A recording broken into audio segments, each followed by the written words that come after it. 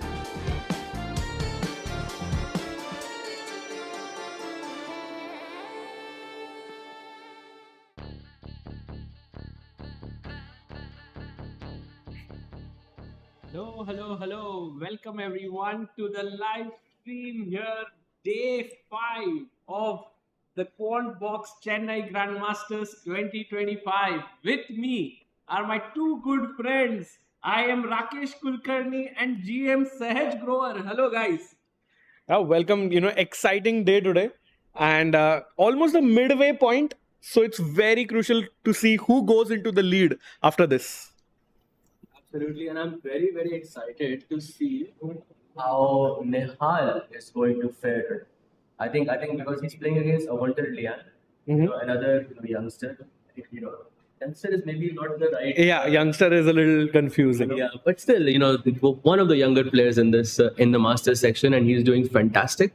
And he's playing with the black pieces, so this is, I think, a good opportunity for him to score another win and get into the leaderboard. Because between Awonder and Nihal, they have played 36 games against each other. Oh wow! And 24 wins for Nihal. So he has had historically a very, very good score against Awonder Liang. And Awonder was here with us in the commentary panel, and he also seemed to have I want to say some, let's say, what's the right word for it? Or was he hesitant or A bit hesitant, a little scared about I would say facing Nihal, but it's a classical match, not the online format. So of course, and he's also playing with the white pieces. So it's going to be a very, very exciting match between these two. I wonder if Awonder is aware of the head-to-head score, but yeah, definitely at the back of the mind, if your score is bad against a player and would like to avoid it. But mainly, I think the featured matchup is going to be Vincent versus Vidit. Vidit having pushed in the last couple of games, won one, drew one, and he's playing the tournament leader. Should be an exciting contest. Absolutely, and with Vidit and Vincent, they have played a total of 12 games against each other. Yeah. 3 wins for Vidit, 4 draws and 5 wins for Vidit. So 3-5 basically favoring Vincent at the time. But Sagar Bhai, one very cool stat is that they played last time against each other in, I believe it was the Prague Masters, with the same color. Vidit had a +4 or +5 position. But then he ended up, I think, blundering something and lost the game in 2 moves. I think overall, Vidit does sometimes go wrong in such winning positions. We have seen it here as well. It happened to him in couple of games. But right now, after his win with Nihal and yesterday's game where he was pressing against Pranav, he seems to be in good form. So against Vincent, it will be a fun game. I think it's the lady luck Vidit was mentioning. As soon as, he arrived, Vidit started winning and pushing in at least the last 2 games. So that's nice. And we have the playing now. Yes. Sagar, which game are you looking forward to? Today, just as you guys mentioned, the game between Vidit and Vincent is very interesting. But also, will Arjun Erigaisi make a comeback after his loss against Nihal yesterday? He will face Pranav. And if Arjun manages to strike back, I think he'll be back on track. If he draws or loses, then his chances of finishing at the top do keep reducing.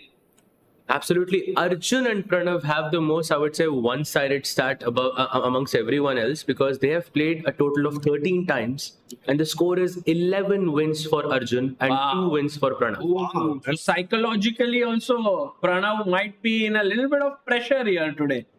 I would be in the same situation as well, because Arjun just lost. I mean, and whenever you lose a game, you have this drive to sort of, get back to the leaderboard. He's playing with the white pieces. He has such creative ideas, from in the first 5 moves. I would say it's going to be it's not going to be an easy day for Pranav here. Right. And look at the atmosphere we have in the playing venue there. We have the chief arbiter, Atharva Godbole, who's walking in between. There we have the very famous and experienced arbiter Anant Raman sir here.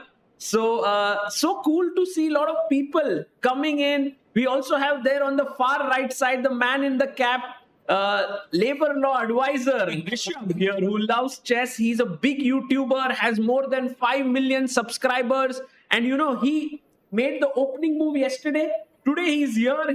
He's enjoying himself. He loves the atmosphere. So nice to see different personalities coming into Chennai.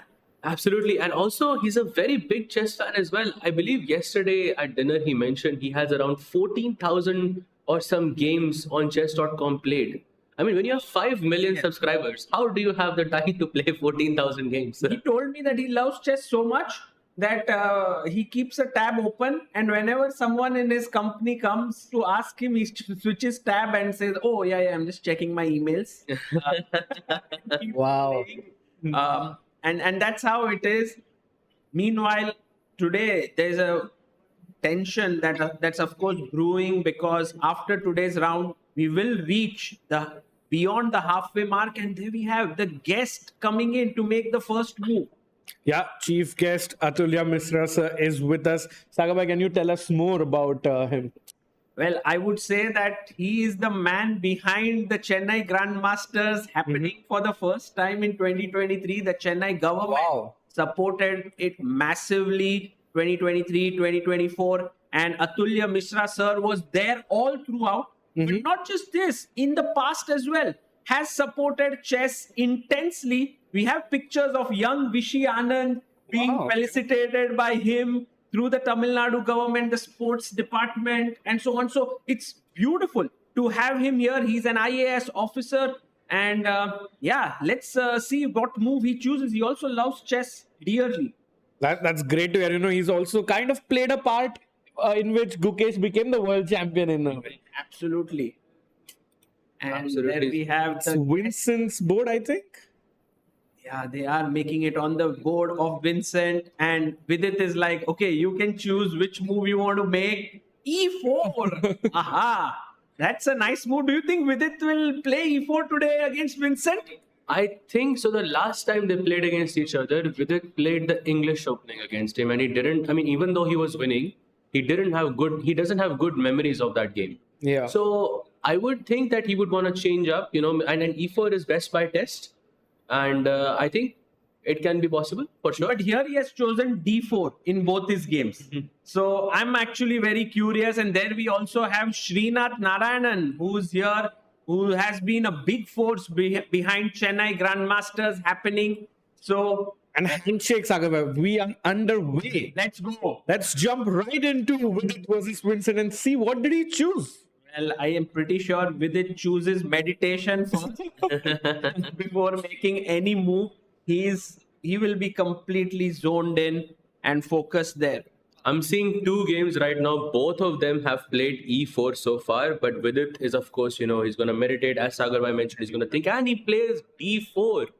D4, the queen's pawn opening. So the third game with the white pieces with the same opening. Oh, nice. And what will Vincent choose? I'm pretty sure Vincent doesn't go for all these King's Indian and Grunfeld setups. He'll be solid. He's leading the tournament by 1 point. A draw will be a decent result for Vincent with black pieces. I mean, if Vidit decides to be solid. So my question to Rakesh bhai and to Sagar bhai as well. If you're in Vincent's sort of situation and you are leading the tournament by 1 point, Yeah. do you play for a win knowing that last time, you got the better of this player, or do you play solid, or what's your strategy? I think just what Vincent was saying, it's a good start. So the pressure is kind of off, but it's just one move at a time. Like you can maybe just have like a wait and watch strategy, I think. And it's like, I think it's a very important event because you get those crucial FIDE circuit points.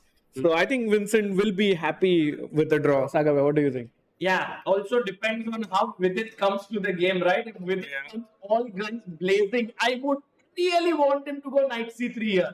Because then we could expect a Nimzo Indian or even something, like it'll be bubbling. But if knight f3, Knight f3 is considered to be a lot more solid, but knight G3. like, I'm not going to go with both of you guys, knight f3. Oh, and what did Vincent do? c5? Okay, Vincent is not playing solid in this game at all. This is the fianchet of Benoni. Of course, the Benoni defense, but since Vidit went for the G3 setup, it's called the fianchet of Benoni. And as far as I'm aware, this is probably one of the most troubling problems for white. That's why most players start with knight f3 and not with g3. Because once you've committed g3, you have to put your bishop on g2. And Benoni, which has, I would say, a bit of bad reputation in that sense because it's very dynamic, but it can also you can also kill it with brute force. But in Fianchetto Benoni, that's not the case because Fianchetto Benoni is more or less even for both colors. I think Rakesh Bhai is quite an expert at pushing his C pawns forward against the D4 openings. Yeah. You might have played Benoni, yeah? Yeah, I've played this, and we might get some kind of a Benko also. If after D5, if Vincent pushes B5, Oh, Rakesh. we are in the Blumenfeld, a version of the Blumenfeld, or transpose position of the Benko as well. Right. I think Vincent C5 is going to evoke a lot of thought from Vidit. Yeah. Because he has two options now. Push the pawn, as Sahaj mentioned, go into Benoni structure, or bring the knight out to F3, which is more in the spirit of how Vidit likes to play. Absolutely. And neither of those options, I think, are... I mean, maybe knight f3 can be a bit more solid, as you said, but there are variations where black can try to, mess up the position.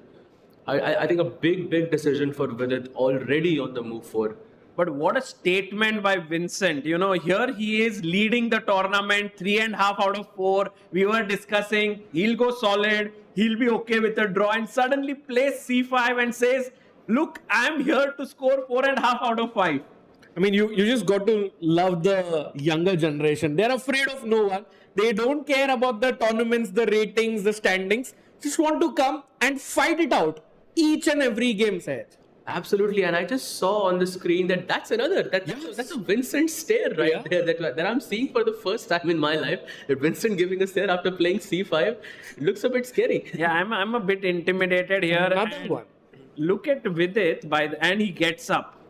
Vidit has been we are used to Vidit taking a lot of time. I think it'll be interesting to see how this game goes. Let's move on to the next one here. Guys, should we go to Arjun Erigaisi against Pranav V? Absolutely, because some fire has already started on the board. So please take it away, Sagar bhai. Let's go. E4, E5, knight F3, knight C6, all normal. We have the Rui Lopez. And suddenly Pranav is like, hey, no main lines. I'm going bishop C5. Any experience here, guys? I've studied this from the white side a bunch of times. I have looked at it from the black side, but never had the courage to play it. Because I feel with the C3 D4 setup, white gets a very good advantage. But I'm sure Pranav has something up his sleeve here because you don't sidestep this early on without having a surprise, behind. So let's see what happens. I think he plays here. Knight F6 and Arjun, just like Sahaj mentioned, pushes D4, takes, and what? Castles. Okay, I don't know. I mean, if you took the pawn back, I believe there would have been a check here, right? Yeah. And then knight takes E4 becomes an issue, perhaps. I mean, there must be theory with BD2 and so on. But right now, he has castled here. No, I think we have one more move on the board, and Pranav played D takes C3. What? Accepting the pawn sack. I think this is like 1950s. Yeah. Or something. Or 1800s. 1800s actually, in fact. Not caring about your pawns. Arjun going for the attack, going for the development. And now he's in the box, Sagar bhai. Yeah, I think right now, Arjun has been made to think. So think about it this way, guys. White's position is good. The theory might not really favor black here. But the question is Arjun well prepared? Does he remember the lines? That's a good question to have.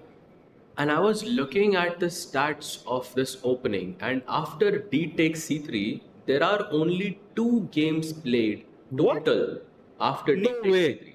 Yes. So that already tells me that if Arjun does not know this, it will be it could become a difficult game for him in the future. Man. And Sagar bhai, look at the time situation. Pranav has more time than he started out with. Yeah. And Arjun is definitely remembering his lines. But just shows that Pranav is well prepared for this one. And Arjun is looking calm on the outside, but I'm pretty sure he's a bit panicking from within. He's like, what is happening here? I've never seen this before. should I take the pawn on c3? Should I push the pawn forward to e5? I believe these two are the critical moves here. He goes for that, Sagar. Wow. Oh, And pushes the forward. blue arrow appears, meaning knight g4 is the only move. And I think Pranav's going to play it quickly. Yeah, he will play it here. I'm pretty sure. If he starts thinking here, I'll be super surprised. First you take on c3, then you are not prepared for e5. Come on, that's not deep preparation. And the principal of the school, Anish Giri, having the look, really puzzled. He takes a walk always, Anish, and just checks how all the games have started out. So there are two moves possible in this position. First, of course, is knight to g4 as shown by the blue arrow. And the second option, which I think is not as bad, is c takes b2 and then knight g4. Although it looks really, really dangerous. And I am a bit worried about this bishop coming here. And then you already defended this. So if I push you away, I'm pretty sure you're going to sack on f2 now. Do I? Yes. I mean, if you have I have no idea. I will say what you are telling me to do because I'm not even sure what to play in this position. Yeah. It seems very, very dangerous, I would say, for black. And maybe such a position is maybe black's dream scenario, right? Like you've castled it out, your king is safe, you have a rook, and I don't know how many pawns?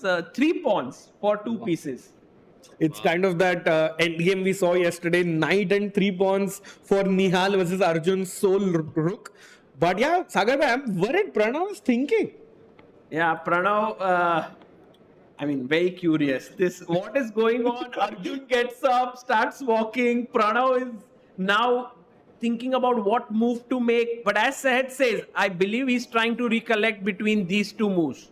CB2 and knight g4. This is the type of position that I don't want to be recollecting my thoughts in. I believe as black you should know everything to the T, Yeah. Because the one moment where you're unsure or if you remember something else, it can turn out very, very bad for you. Could it be that Pranav mixed up something and went into this line only to realize now that, hey, I didn't want to really play this? Why else would he think? Yeah, especially against a player like Arjun. Yeah. You don't want to get into these positions. Maybe it's possible it was bishop b5, a6 and then bishop c5. Could be. Something like that, but okay, probably that is not, at this level, I think such mishaps are not going to happen. Well, they don't happen usually until they happen. Yeah, so I don't know. And let's keep a tab on this game to see how much time Pranav takes for his move here. Let's go to the next one, guys. Which one should we go to? Awonder Liang versus Nihal Sarin? Yeah. Let's do it. Okay, we have a very interesting Sicilian Rosolimo that happened here with Awonder being white. Bishop b5, knight f6, pawn takes, d3 played, queen to c7 with the idea of e5, a4 by Awonder, and now Nihal plays e5. We have castling on the board. Bishop comes out and b3. This is where we stand, guys. So basically, whenever we go to a game, the player just plays b3. Yes. b3 is there everywhere, guys. That's Chennai Grand Masters for you. And Absolutely. what do you think? Bishop b2 is the idea here, or bishop a3? I think both of them are decent moves in this position. You want to keep flexible because b2 attacks e5, a3 attacks c5. But I think one of the more sort of general plans here is to play knight to d2 and knight to c4. Because you want to activate that knight, put pressure on e5. And the point is to not just take the pawn on e5, but also to have this secondary plan of bringing the knight from c4 to e3, where it can join the attack on f5. Nice. Very cool. By the way, Rakesh bhai, any new updates on Awonder Liang and his new quotes that he has made? My favorite one is thanks to the organizers for welcoming me to the Arjun Farming Invitational. Can't top that. And he's so genuine, so likable, loves to, explore into new things. He was in fact even in the control room of the producers trying to play with the cameras, the live cameras. So it's just so fun to be around. Yeah, and also the tournament isn't going so badly for him, right? He's doing quite well. He's on 2 points out of 4. He's beaten one of the games he won. Was it against Jordan? Yeah. Jordan. He beat Yeah. Jordan. Yeah, drew with his countrymen yesterday. So, and he's like the smiling assassin, Yeah. Maybe he's not putting pressure on himself and suddenly he's enjoying his chess. Correct. Well, Awonder Liang is someone we've been following since a very young age. When Prag, Nihal, Arjun, all of these youngsters were growing up, Awonder was this big talent from USA. Yeah. And he was, I think, a little bit ahead of the curve as well. And, well, he has slowed down a bit, but also like to reach 26-96 is amazing, yeah, at this age. So, two huge talents facing off each other in Awonder Nihal. Absolutely nicely put there. And while Nihal ponders over this position, maybe we can look at Vidit versus Vincent one more Again, time, let's because go back. Yeah. some updates have been there. He did go for knight to f3, so going for that solid approach early on. And black goes c takes d4, knight takes d4, and bishop to b4 checks. Now, as far as I know, this is not as typical in these positions because the main move here is supposed to be d5 instead of bishop b4, where black tries to play this e5 d4 setup and the position becomes a bit messy. But bishop b4 check also is still a very, very logical move. It's not the most popular, and this is perhaps is what explains why Vidit is thinking for such a long time. Rakesh bhai, would you, and also Sahaj bhai, would you like to play knight to c3 here? Just giving up this and taking the doubled pawns. Of course, taking might not be the best move, but it does open up that possibility. Yeah, but it also opens up, your weaknesses on the a3 f8 diagonal after you take, and that d6 square is such a juicy square for my knight, and I think I'll take this deal. But I'm wondering, just Vincent is so well prepared, having more time than he started with. He definitely has something up his sleeve here.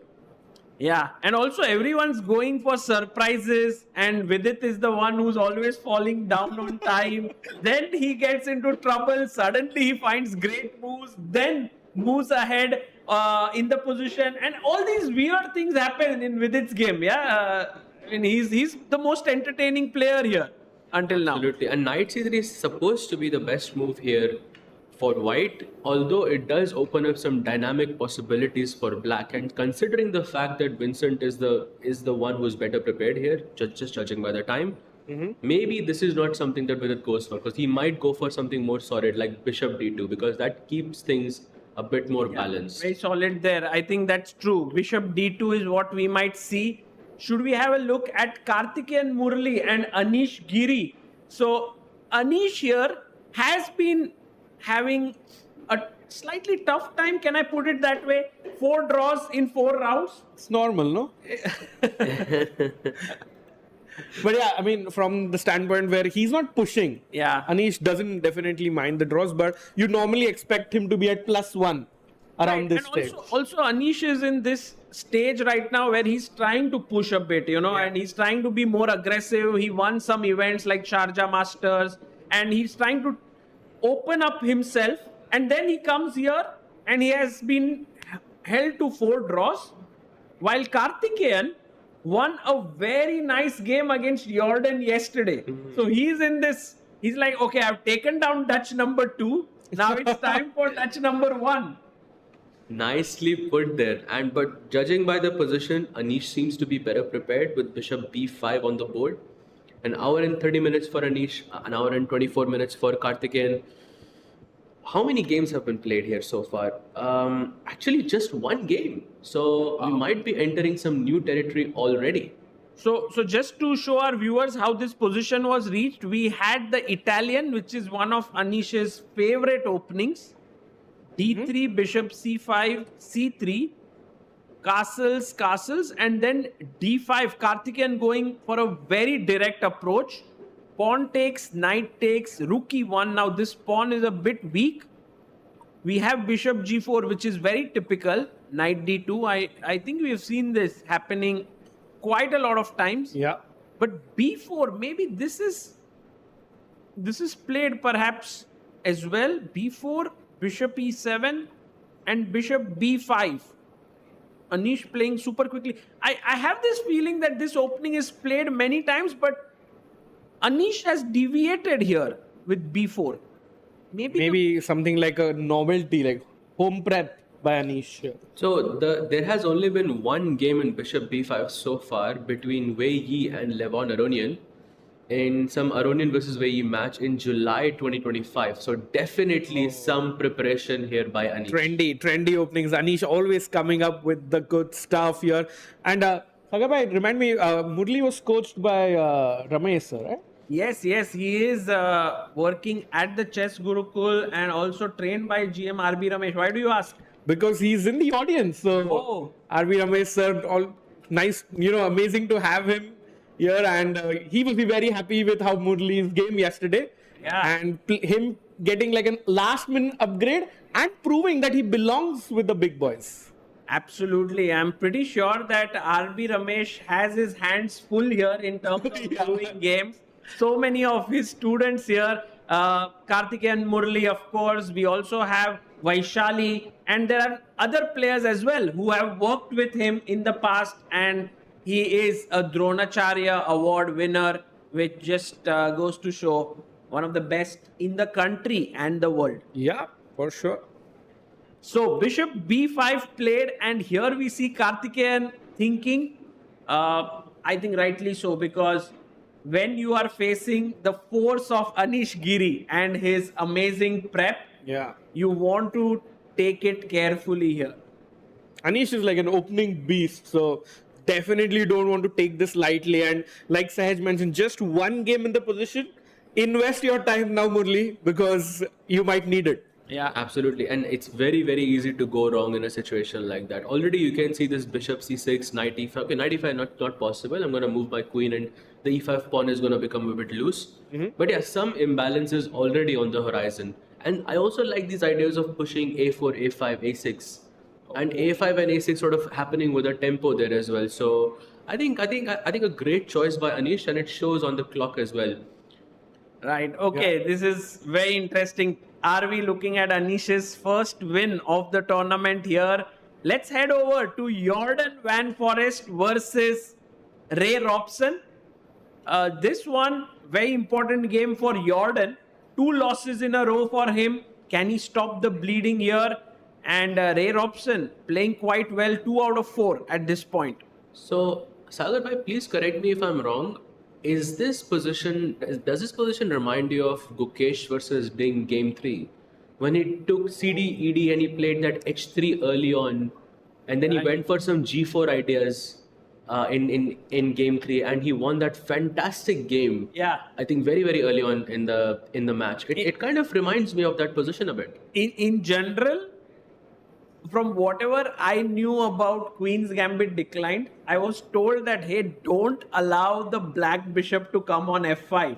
Because once it comes there, black is very happy. He'll go knight d7, castle, and so on. But it seems like modern theory is like, okay, let the bishop come to f5, and then we will play maybe h3, g4, maybe knight h4. And I think, yes, this was kind of the logic with which Gukesh played in that game against Ding, against that light squared bishop.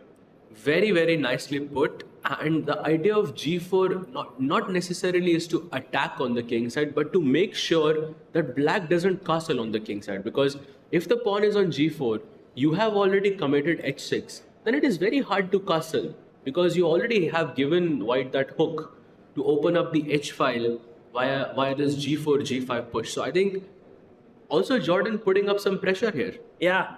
Big moment here for Ray Robson. What will he do against this G4 idea?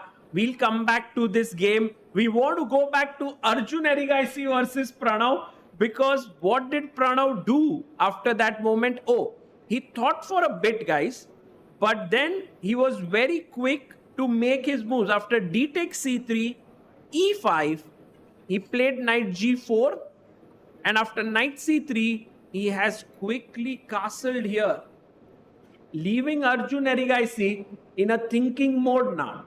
I must say props to Pranav for going into this variation against Arjun.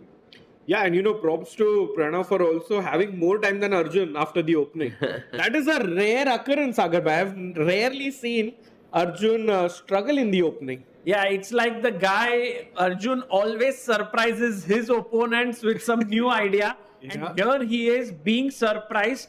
And I think Pranav must have spent a good amount of time thinking, what should I do against Arjun? Because he can go D4, E4, everything. Somehow he has hit upon this. But guys, what about this actual position? Isn't the E5 pawn hanging now? Like, I can actually take it here. Yeah, that's an interesting possibility, and we'll see what what Arjun comes up with, because he's got to defend that pawn, Sahaj. That's not going to be an easy task because you have bishop g5 and knight e4. So you cannot play rook e1 immediately because you are going to not that f2 pawn is going to be in the golden pawn. The golden pawn is going to be in danger. So you cannot defend the pawn instantly. You will have to play something like bishop g5 and knight e4, and both of these moves are direct, and both of them I feel are a bit Bishop dangerous. g5 on the board, Sahaj, as you were calling it out. Wow, Arjun making no mistakes. It was the best move, and once again, I think it's for the third time in a row we are seeing the blue arrow being shown on the board, and it's not even 10 moves on the board. Yeah, that just shows this pawn sacrifice line is super attacking for white, and black has to be careful with his defense. Absolutely. So bishop e7, I believe, is the move here. Pranav, look at the intensity that he's looking at the position. I mean, we know for sure that he has this position, back home in his prep. But he's still trying to keep that focus up, and he plays bishop e7. Best move in the position. Somehow feels Pranav is still in his prep. Right, and right now Pranav takes on e7 and bishop e7, bishop takes e7 has happened, and the game is heating up. I don't know who's better. Maybe it's a good time for us to have someone very, very special joining us in the commentary room. Here in the commentary box, we have Grandmaster RB Ramesh joining us.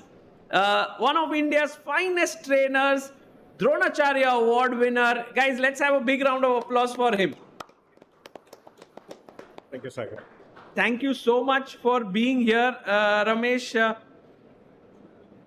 How have you felt being here at the Chennai Grand Masters? You visited during the first event, I remember. Also during the second one, you were there. And now this is the third edition happening in your hometown. Really happy, from various reasons. One, Chennai, we can rightly call it the chess capital of India, at least going by the past records. We have produced so many grandmasters, world champions, and so on. And despite that, we have not seen, not just in Chennai, but pan-India, we have not seen any major tournament happening. And it's really sad to see, most of the young, talented players from India, they don't get to watch the stalwarts from India, in India, playing in action. It happens once in a year, probably the Tata Steel Rapid and Blitz. Otherwise, it's not happening at all over the decades. And this has been the case even when Anand was at the top. He has been world champion 5 times. But my generation hardly ever saw Anand play in person. So it's good to see that the young players of this generation are able to see the Indian strong players playing in India. And that's a very heartwarming scene. And also the event is getting better and better. I have to congratulate the organizers for learning from every experience and making the experience more enjoyable for the audience, not just in person. We have a fantastic auditorium where the facilities are excellent, spectators are taken good care of. Also the online platform, online coverage is also getting better and better. So kudos to the organizers and the sponsors. And glad to see the event started as Chennai Masters, and now we have Chennai Masters and also Challengers. Yes. So that's amazing. Another set of players are getting opportunity to play such strong close tournaments, which is very difficult for many players to get invited to. Right. We were just discussing. Sahaj, go on. So, what has been the most exciting game for you so far in this tournament? And I have one more question. Who is your favorite to win? And if I can add one more question there, how many students do you have in this tournament who are playing? Okay, so in the challenges, okay, right now it looks like it's either Pranesh or Abhimanyu. I believe one of them could be at the top. That doesn't mean others are not going to put up a good fight. I normally feel like I don't believe in predictions. I would just say, may the best player win, or may the one who plays better chess should deservingly win. So that's the same here as well. And with the Masters, it's tricky. Nihal has played many good games, but the results have been ups and downs. But yesterday's win against Arjun, I think, would do world of good for his confidence. I hope he will be able to, if he can get few wins at a stretch, then he'll be in the race as well. Of course, Vincent has had a great start. Yes. Dream start. 3.5 out of 4. Yeah. So Anish also has been quite solid. Yeah, 4 draws out of 4 rounds. Yeah. And who else? We have had Vidit, Karthikeyan, Karthikeyan. Karthikeyan won yesterday. Yeah. So I was here in the morning yesterday, bringing my son for swimming class. And I met Karthikeyan, and he was a bit down because he had kind of got outplayed by Vincent right from the opening in the earlier round. And we had a nice conversation before in the morning, and good luck. He played a good game and won. Can we have a look at his game against Anish? So maybe you can give your thoughts on this, because we are seeing some kind of a new opening here, played by Anish Giri. And he is in super high prep, it seems. He is on 130. 1 hour 30 minutes for Anish. Yeah. Also, like I see, Karthikeyan is not very far behind. Also, like when your opponent is playing so quickly and confidently with the white pieces, you can expect you're almost sure like you are in their preparation. So you don't want to make any silly mistakes and make a fool out of yourself. So it's understandable. Karthikeyan is hesitating before every decision. Yeah, maybe we can have Karthikeyan and Anish on our screen here. What do you feel about this position? Yeah, so pawn structure wise, white has a better pawn structure. He has black's c pawns are double, and white has to pass pawn on the a file. So this can become very handy if it goes to an end game. But as it happens, like black's compensation is in the form of piece activity. The rook on a5, it is already like in the open file, putting pressure on the a2 pawn. And here the question, and the d3, c3, a2 are all weak. So now the question is, should we go bishop h5, g4, bishop g6, knight e5? Give that pawn, threatening knight c6 as well. So in many cases, black can play like this, but here the additional problem is knight c6 threat. Otherwise, this question should be playable, my guess. Like, let's say if the rook is on a8, maybe I would just play bishop b6, knight c6, queen h4. Looks like very good compensation. Nice. You know, I'm kind of thinking of in this position just to go rook takes e5 and just Rook see, e5, just see what happens. Queen d3 or something. No sorry, calculation bishop f6. necessary. Bishop f6, yeah. Wow, that is insane. If this happens, it will be like a... Look at these two bishops. Yeah. So, at least for a human mind, it's good compensation. Right. And also Karthikeyan is known to sack sometimes like this. We know his famous game against Ali Reza Firouzja, where he sacked the queen for just 2 minor pieces. Yeah. So here the decision is like not only, so he has to take a call, like should he play bishop f3, give up the bishops, or then you will save the pawn. Let's say knight f3 and then you save the pawn, either bishop f6 or bishop b6. But, and I think the question should be playable. He takes it. Yeah. Yeah. Do you think like Karthikeyan, who is in general very, very combative and creative, plays it a little bit safely more when he's playing such a strong event, or he keeps up his style? No, I think it depends on a lot of factors. One, your current state of mind. like how good you feel about yourself. So if you feel very good about yourself, you will be more likely to take risk and play under pressing situations. And the other factor is like not only how you feel, but also your current form, like whether you are playing well or not, and also your opponent's form. All this play in our mind before we take such decisions. And also the age factor, the form of the player in general. Like if you are playing in such tournaments quite often, then you are not so much overwhelmed and you feel like this is just another big tournament. But if you are getting invitation to such events once in a while, then it can be a bit more pressuring than normal. You want to make your mark, or at least not make it too bad. So this can also make one take safe decisions. Correct. Wow, nice insights there. Sahaj, where should we go next? It's a good question. I think we can check out Arjun versus Pranav because there was some fire on the board in that position. I think we were on bishop to e7 and then he took queen takes c7. I think knight d5. You can have that on the board.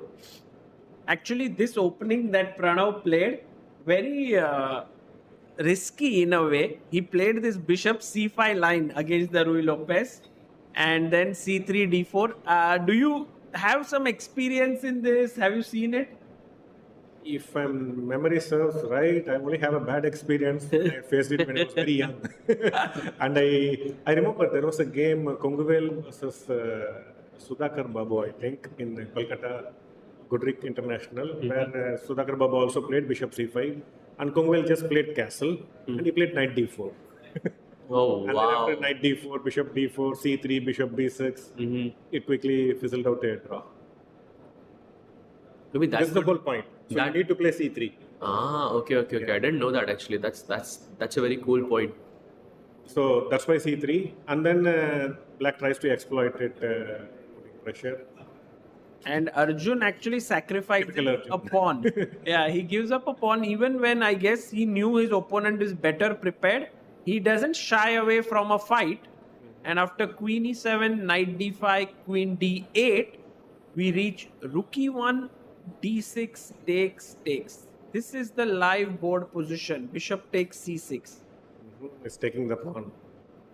Knight e7, knight c6, and then sit on d4 with the knight and try to play against the d6 pawn for eternity. So apparently, I think knight takes c6 is not at least what I'm seeing here. Maybe start with. I think probably because knight c6 allows queen b6. So maybe queen d4. Like h3 first, h3, knight and then you take on c6. And I think Arjun maintains a slight edge in this position. The difference is you have queen d6. Yes, After exactly. queen b6, knight c6, queen d6, you have queen d6. Because now this pawn on f2 isn't hanging. Oops. Yeah, with the knight on g4, the f2 would also be hanging.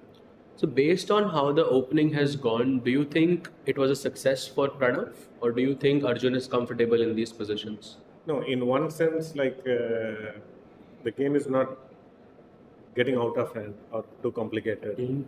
So in that sense, Pranav could be happy because Arjun loves volatile positions. Yeah, of course. So there is not much volatility here.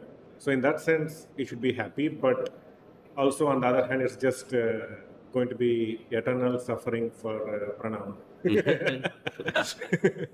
So he just has to survive. So many cases, his best chance will be at some point you give up the d pawn and you try to play like a5, a4, provided let's say if white goes b3 at some point. You try to play a5, a4, exchange the pawn, and then double the rooks on the a file. Hopefully, you win the pawn, or you recheck rook and pawn in game 3 versus 3 rook pawn, and then it will be kind of a theoretical draw. I think that's his best chance. But with generally active pieces, such an outcome is usually very likely. Do you think it's a good strategy for Pranav in this sense how he played? Because he chose a side, a sideline that is a bit questionable. Of course, very very deep prep there. But do you think it's a good strategy against someone like Arjun? Yeah, these days, like with the powerful computers, now the margin between main lines and side lines is getting very blurred. So many openings which we used to consider sidelines or non-playable, it just seems very much possible to play at least for one game. You can try many dubious ideas. In fact, like I was with Arvind today, and we were just discussing just going through some chess, and he was trying to come up with so many crazy ideas in the opening. So for one game, these days it seems almost every opening is playable, provided you just don't get a last position right out of the opening. I see. So against someone like Arjun, it's a good idea. But let's say if Pranav was playing against someone who's not, let's say an elite player, would it still be a good idea? It depends what he is looking for. If you're looking for a fight and then you reach this type of a position, then it's not what you wanted. But if you're thinking like you're surprising your opponent and you're happy with a draw, then I think this is a position you should be happy with. Because, like Anand, for example, in this position, he would probably blitz his way to a draw with so much activity. So judging by how the game has gone, you think Pranav is more or less happy? Yeah, I think he should be happy. Yes, almost all this development problem. By the way, there was a very cool variation here, Sagar Bhai. If instead of queen c2, if white went queen... We ask our audience. Yes, let's do it. If white went queen takes d6, we can... What should black do here? Yes? Yes. In this position, it is black to play. If you can have someone in the audience, black to play after queen takes d6, what should black do? Anyone can try here. We also have... If there's any thought, because the rook is hanging here on f8. Right. And I think this was probably the trap that I think Pranav was trying to set. Because if you don't play this move, you are optically in a worse position. And it's not an easy move, I think, to spot. Yeah. Especially I don't even understand it after I see it with the engine. The move here is bishop h3. And what if I simply take g takes h3? I think it's something like rook d8, I'm guessing. Yeah. And there is a repetition. 8. Wow. And I can't keep control of this knight. Yeah, if you queen e7, then maybe you can just even go queen c6, no? And just continue the game. Yeah. So actually, this was very interesting. But Arjun has played queen c2. My feeling is that Arjun will kind of slowly grind this position. It's while you are absolutely right that Pranav should be happy, maybe Arjun also is not very unhappy, right? There's something to play for. It's not complete dead draw, right? Yeah, possibly. I'm just seeing like maybe a move like bishop f5. Here directly. Directly. Just swap a few more pieces, but again, the d6 pawn. Yeah. But again, as I said, like you should try to get a5, a4 quick. Even if you give the d pawn at some point, hope to make a draw. The alternative is you keep the bishop. I don't know, bishop b7 or e6. No, either bishop e6 or bishop b7. Sorry, bishop b7. b7, right? Bishop b7. Maybe like knight d4, I'm guessing. Just to keep that eye on the f3 knight as well. Yeah, so maybe rook c8. Yeah, seems very logical. The question is, should white go queen to b3 here or queen to d2? Ooh, queen b3. No, with rook on rook a c8, it's very tempting to play queen b3. But maybe we can just take on a6, the worst case. So would you say this game is most likely to end in a draw? Very good chance. Against a good defensive player or someone who is good in positional chess, with black, I think they will draw without much adventure. And Sagar Bhai, maybe we should check Vaishali's game because you can't have Ramesh sir on stage and not check Vaishali's game. Yeah, maybe we could go to the venue. Yeah, there we have Vaishali playing here, and she's taking on Harshavardhan G B. Ramesh, could you tell us a bit about? We all know Vaishali now. She's played at the top level. Are you aware of Harshavardhan? Have you ever worked with him? No, I've never worked with him, but of course, I'm very much aware.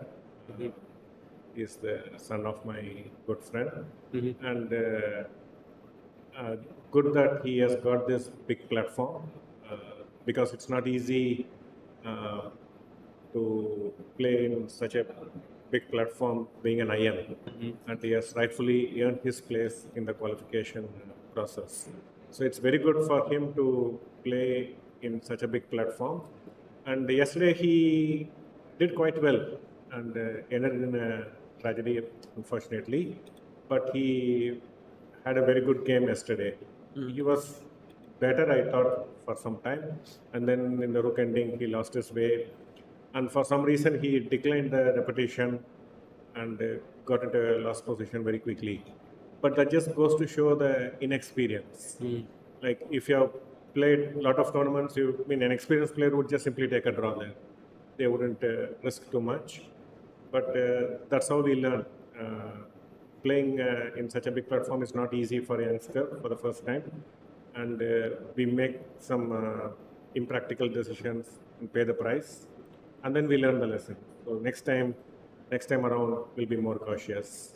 Right. So just referencing the game from yesterday, I believe it was against Diptayan Ghosh.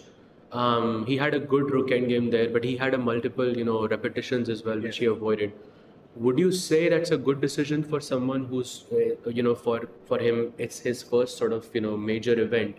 And I was just talking to his father before I came here, and he was telling, like, when he asked Ash why he did not take the repetition, he said, like, I wanted to play for a win with the connected pass pawns. I thought the pawn race, I'll be ahead. And he misjudged it.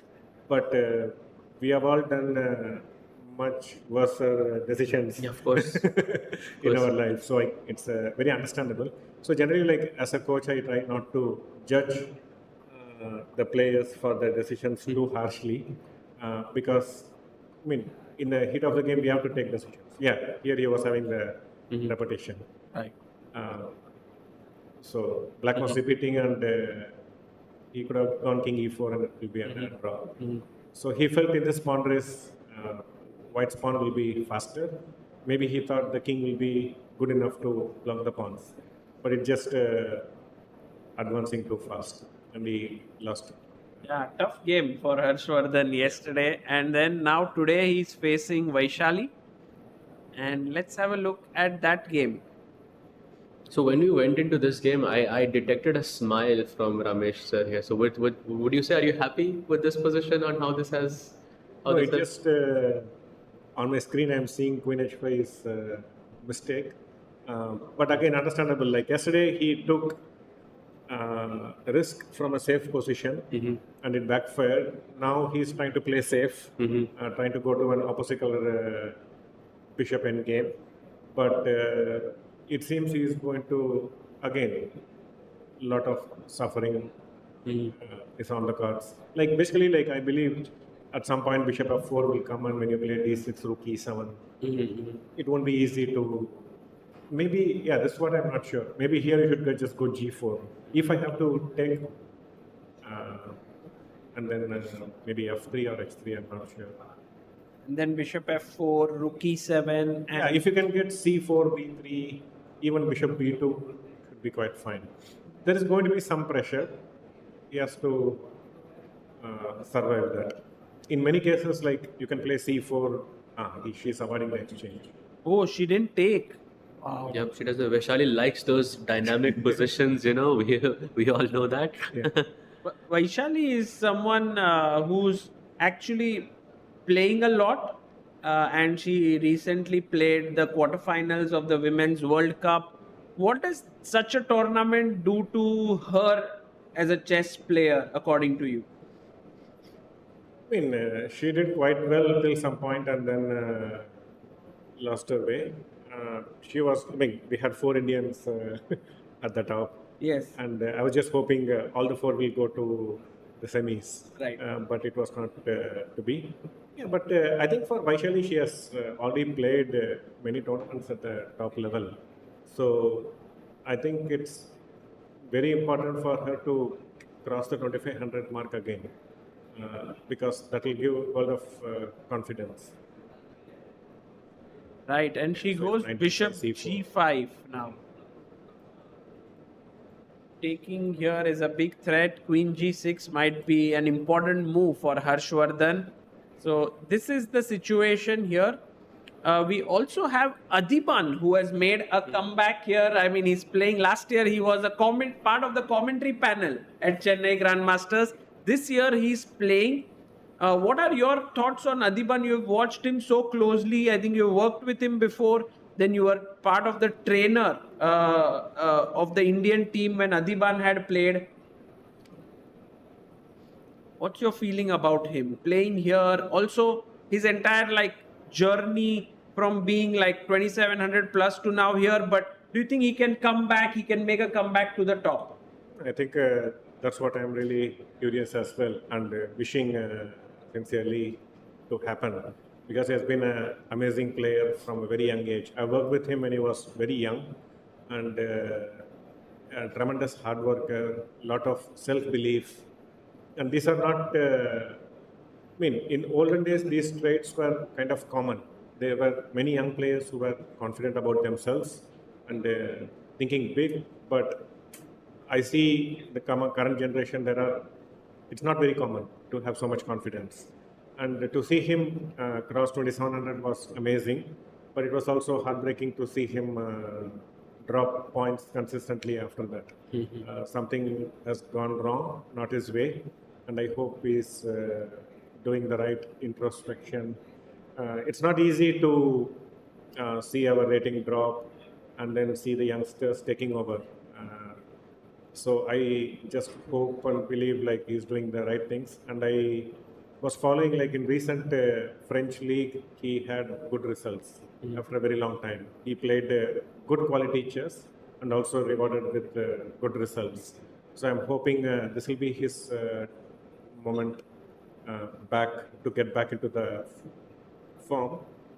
And his position, looks a bit tricky. He played the Dutch defense. Wow. AD always coming up with these crazy ideas, very, very early on. But you have worked with pretty much all the top players in the world. What would you say is the one single quality that sort of makes them break that barrier and reach the top and even stay at the top? If you could just... Small correction, I have not worked with top players, many top players, few. I think you're being a bit humble. And I wouldn't say I wouldn't want to put down such great achievements to one quality. It won't come down to one quality. It has to be a combination of few qualities together. So one I would say is passion for the game. All these players, they love chess. They love chess not for the rewards or the accomplishments, but generally as a game. Just playing chess makes them happy. And so that is a very important quality. And we can see in Magnus also, nowadays, he's not enjoying probably the standard format of the game as much as he's enjoying, let's say, Blitz or the shorter formats or the freestyle. So he has his reasons. So it's not easy to just play the game and enjoy it at the same time. If it happens, it will be amazing. Because there's always this pressure to perform, which comes in once you become a reasonably good player. This pressure to perform and also to retain your reputation, which you have earned so hard, all this comes into the play and it complicates things. And so passion for the game, talent, of course, all these players are extremely talented and a lot of hard work. I've seen personally so many players sacrifice so many things for chess. You get to miss important events in the family, important occasions, schools, exams, friends, and so on, which is kind of taken for granted for people who are not pursuing sports like chess. And they also have to travel a lot, insane amount of travels there. So it's not easy, but if you are able to succeed and do well, it's really, you feel really good about yourself. It's like you are rewarded for all the struggles you have gone through. And I hope Adhiban will be able to feel that again, one more innings for him at least. Nice. Yeah, we also hope for the same, that Adhiban makes a comeback. He's still well placed in this tournament, 2 out of 4, couple of wins, and he will be doing pretty well. The position here looks kind of equalish, but very complex. Yeah. So black would want to get castle at d6 quickly, but you don't want to allow bishop c4, d5. You want to play d6, not d5. So. So if you go d6 here straight away, maybe there's bishop. Maybe c4. even bishop c4. Yeah. Forcing Knight d5, queen b3. A move that seems quite interesting to me here is knight to d5 immediately, directly, because I have this idea of playing. Yeah, you have f4 ideas. F4, yes. And also, yeah. Maybe you can also put pressure on the Yeah, e5 makes sense knight. after you see it, but looks a bit scary. Yeah. So Wait, how about bishop c4 even here? And I'd be d6, lying to you if I queen said b3, I knight- calculated this, but Knight a5. Yeah. Maybe queen b3, b6. wait, is knight? No. I'm knight This is a5 quite looks strong, yeah. and then f4 at some point Yeah. looks quite. Looks. Yeah, looks so quite- I think this move can be found by elimination, because if you just go back one move, let's try to find the natural moves here. Castle bishop c4, knight d5, queen b3, right? So we eliminate this move, and you don't want to play d5. Of course. So once we rule out castle, then d6 is the only other logical move. You want to kick the knight away and also preempt bishop c4, but bishop c4 is coming anyway. And again, knight d5, you're getting into all this nasty pins. I think after knight d5 there might be queen b3. Is that working? Queen b3 is still working, I guess. Correct. Yeah, it's very strong. Yeah. So once you rule out d6 and castle, which are the natural moves, if natural moves don't work, then you go to unnatural moves. Knight d5 in that sense. It's a nice way to put it. Yeah. So now d6 is coming. I like how Ramesh explained this entire thinking, and I believe these are some of the techniques that you have also described in your books that you have written, right? They are on calculation, and there's also, I think, 2 books that you have written until now. yes? Logical decision making. That was my first book. Yeah. And I think this is something that you are also dabbling into more and more, right? Writing books, making courses, and so on. Yeah, I was very keen in writing books earlier, but after the calculation book, I thought I wanted to take a break from writing the books. I have a lot of material, both in terms of explanation topics and examples, but putting together still needs some time investment, which I don't want to do at this point of time. I feel like when I'm more relaxed and I feel the urge to write the book, I have to write. I don't want to write a book for the sake of writing one. No, besides writing books, I also really appreciate all of the stuff you put out on the internet, because it's so helpful for coaches, it's so helpful for players. You also had this WhatsApp group, I remember, where you used to have these advices for coaches, and no one, as far as I know, has ever done that. And it really helped so many people that I know. So thank you for doing that. Thanks. Also, you have another book coming out, I believe, on positional play. Is that correct? There was this improve your chess calculation, and then there was. So I had published 3 chessable courses on 3 different topics. But one thing that is close to my heart is I want to come up with a series of books where it should appeal to 3 set of audience. One is the players themselves, because I see there are players from around the world who feel like they don't have access to good trainers wherever they are from. And there is, in general, shortage of trainers in many parts of the world. So I want to write books where the players can read and teach the game themselves. So it's not just analyzing positions, but how to learn the game themselves.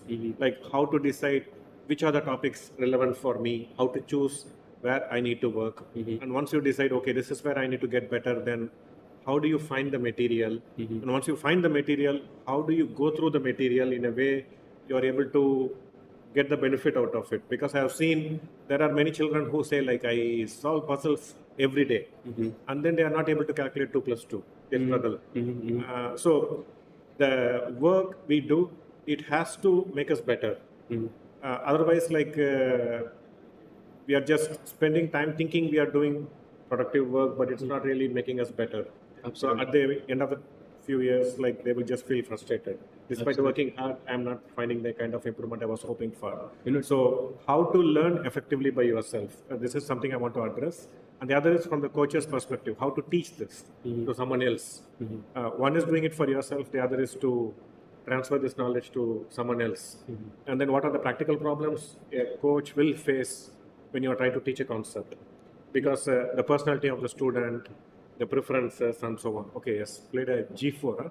Huh? You know, I remember once that in your book, Improve Your Chess Calculation, you wrote this method of learning the books, which was you take a piece of paper and you make like a small hole in it and then you go through it. It was very informative for, I think, a lot of people. So it was very nice to, I think, because if you read like that, you're not going to look at the solutions and you will be prompted to sort of find things yourself and then you remember them better.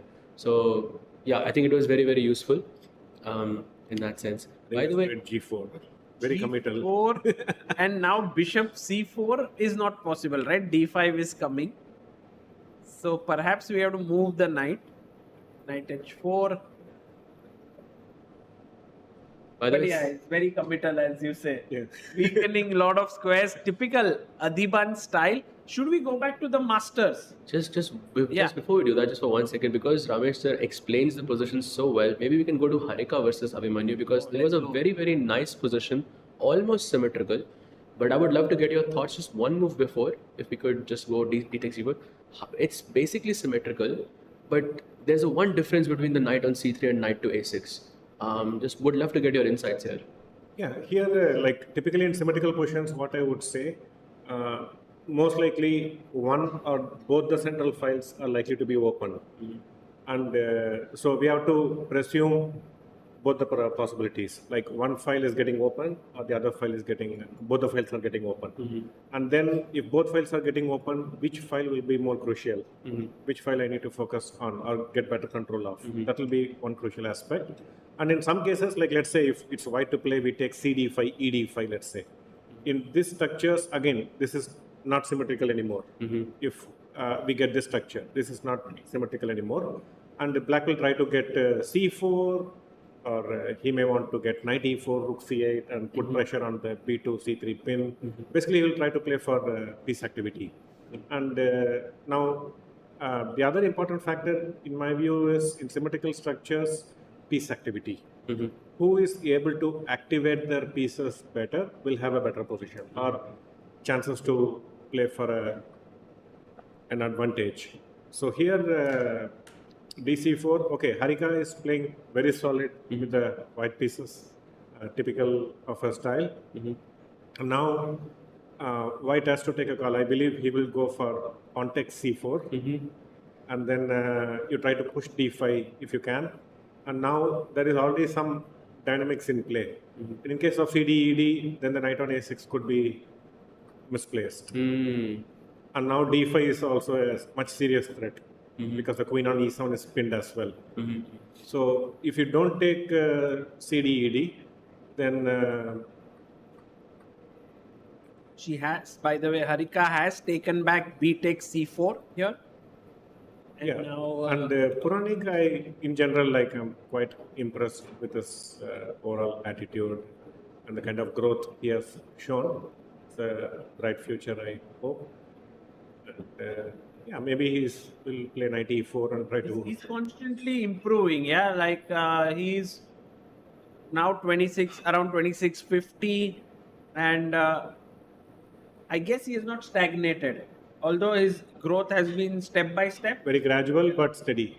Yeah, and victory in this kind of platform, which will be very good for his confidence, and also he'll get a chance to play in the Masters next year. I think that is important, and I'm curious to see who will get that spot. As I mentioned earlier, it could be either of Abhimanyu or Pranesh. And as Pranesh's coach, I wish he'll be able to do it because he is also looking for a good break in his career. How important do you say is this one Masters event? Because after all, it's just one event, right? But do you think it changes the career path of a player? It can easily. Like, many examples. Like even Arvind won this event last year, and did a world of good to his confidence. On the way, he bet Arjun also, and such things matter. Like you said, I mean, for what I have seen as a trainer is more than the chess skills, it's the self-belief.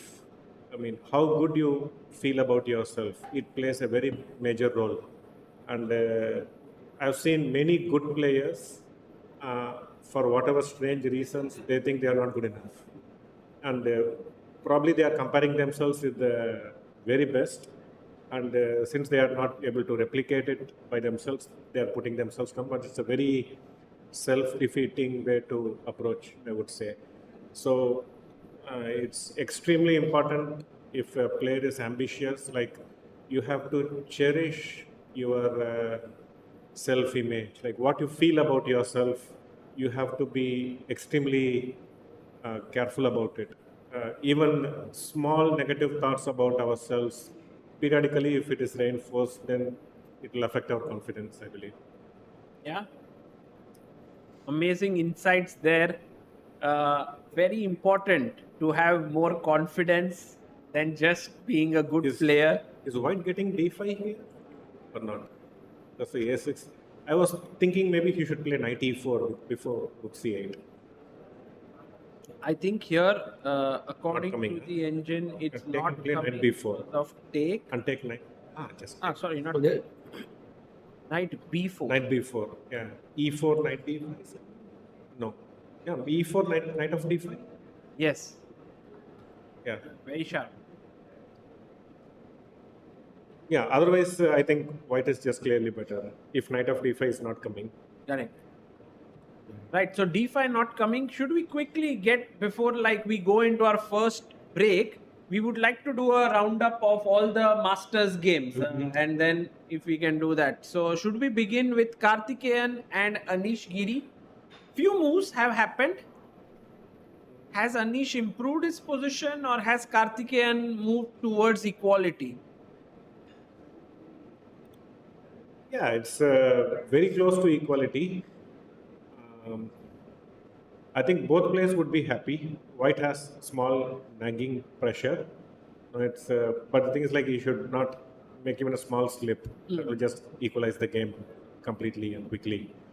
But if he's not making any small slips, then one small slip from black will just make his position so much worse. For example, if you can get like bishop a3, bishop b4, let's say, and then push a5. But bishop a3 has rook a8. And you just capture the a4 pawn. And you can give the a pawn and capture the e pawn, but I don't think that's what white wants. This would be closer to equality. Yeah, but even here we see like some suffering. Yeah.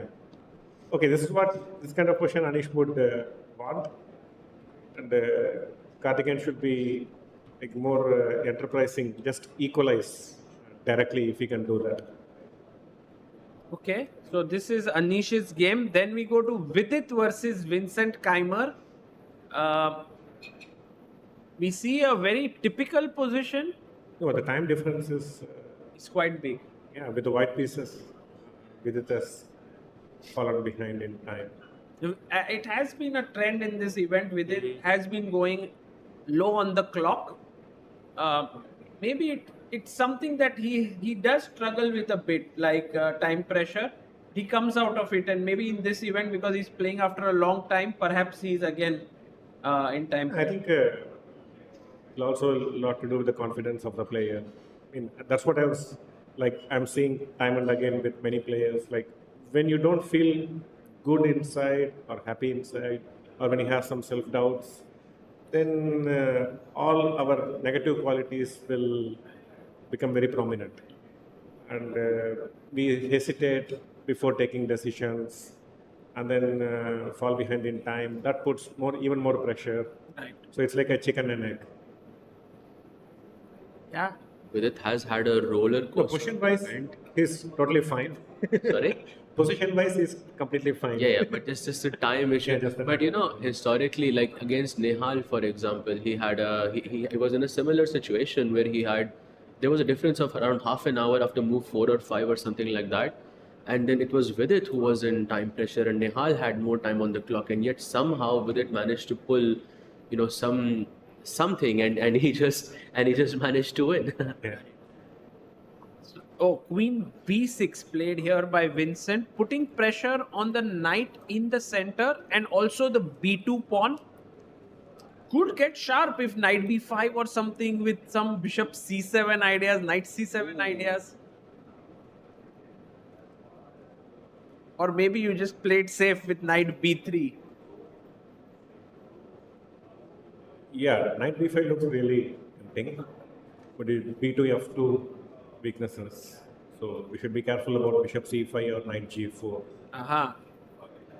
My Bishop initial, c5, bishop c7, bishop f2, king f1, queen c5. I don't know what is going on. Bishop d6 just. Ooh. Maybe that's So an cool. exchange So worth cool. sacrificing. Right. sir is too fast. Yeah, that's a great line. And actually, bishop c5 is a mistake here. So Vincent may have to be careful if after knight db5. Okay, knight e8 is something I don't want to play. If nothing else, I have to do it. But that will be the last option. Yeah, it's also very passive. I was considering a move like e5 just to prevent bishop c7. Yeah. Is this a good move, or what do you think? What are your thoughts? No, like structurally, you are creating a big major compromise. D5 and the d5 square and the d7 pawn is forever going to be backward pawn. So if you don't get anything concrete, it will just be positionally not so great.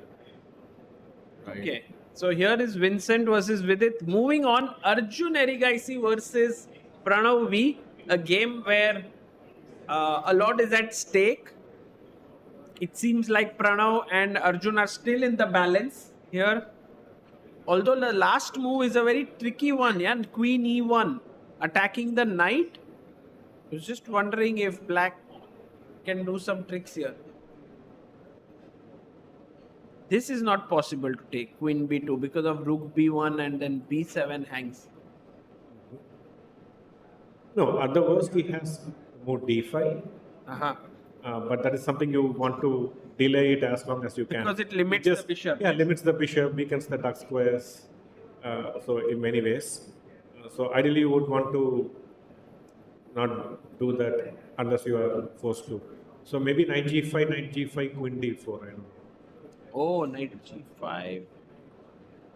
That's very good.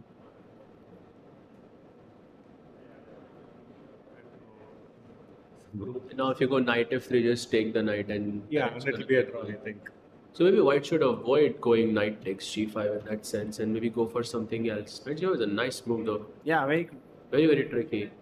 Maybe you just defend the b pawn or queen d2 or something.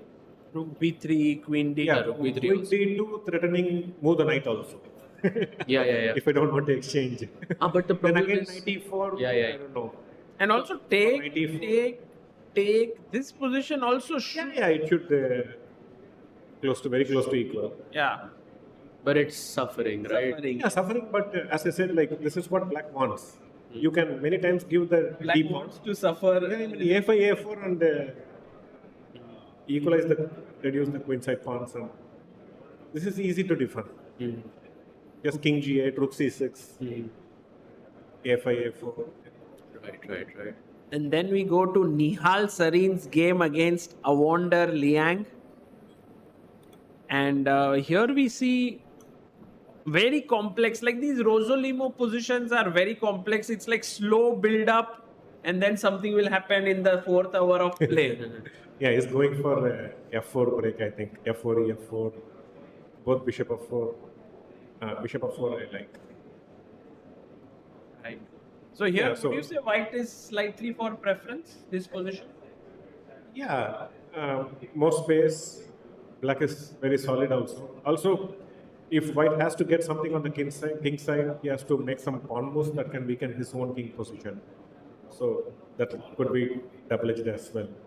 But in many such situations, black even goes like f5 kind of, giving themselves the weak pawn on e5. But because of it doesn't have a light square bishop, that can give some activity.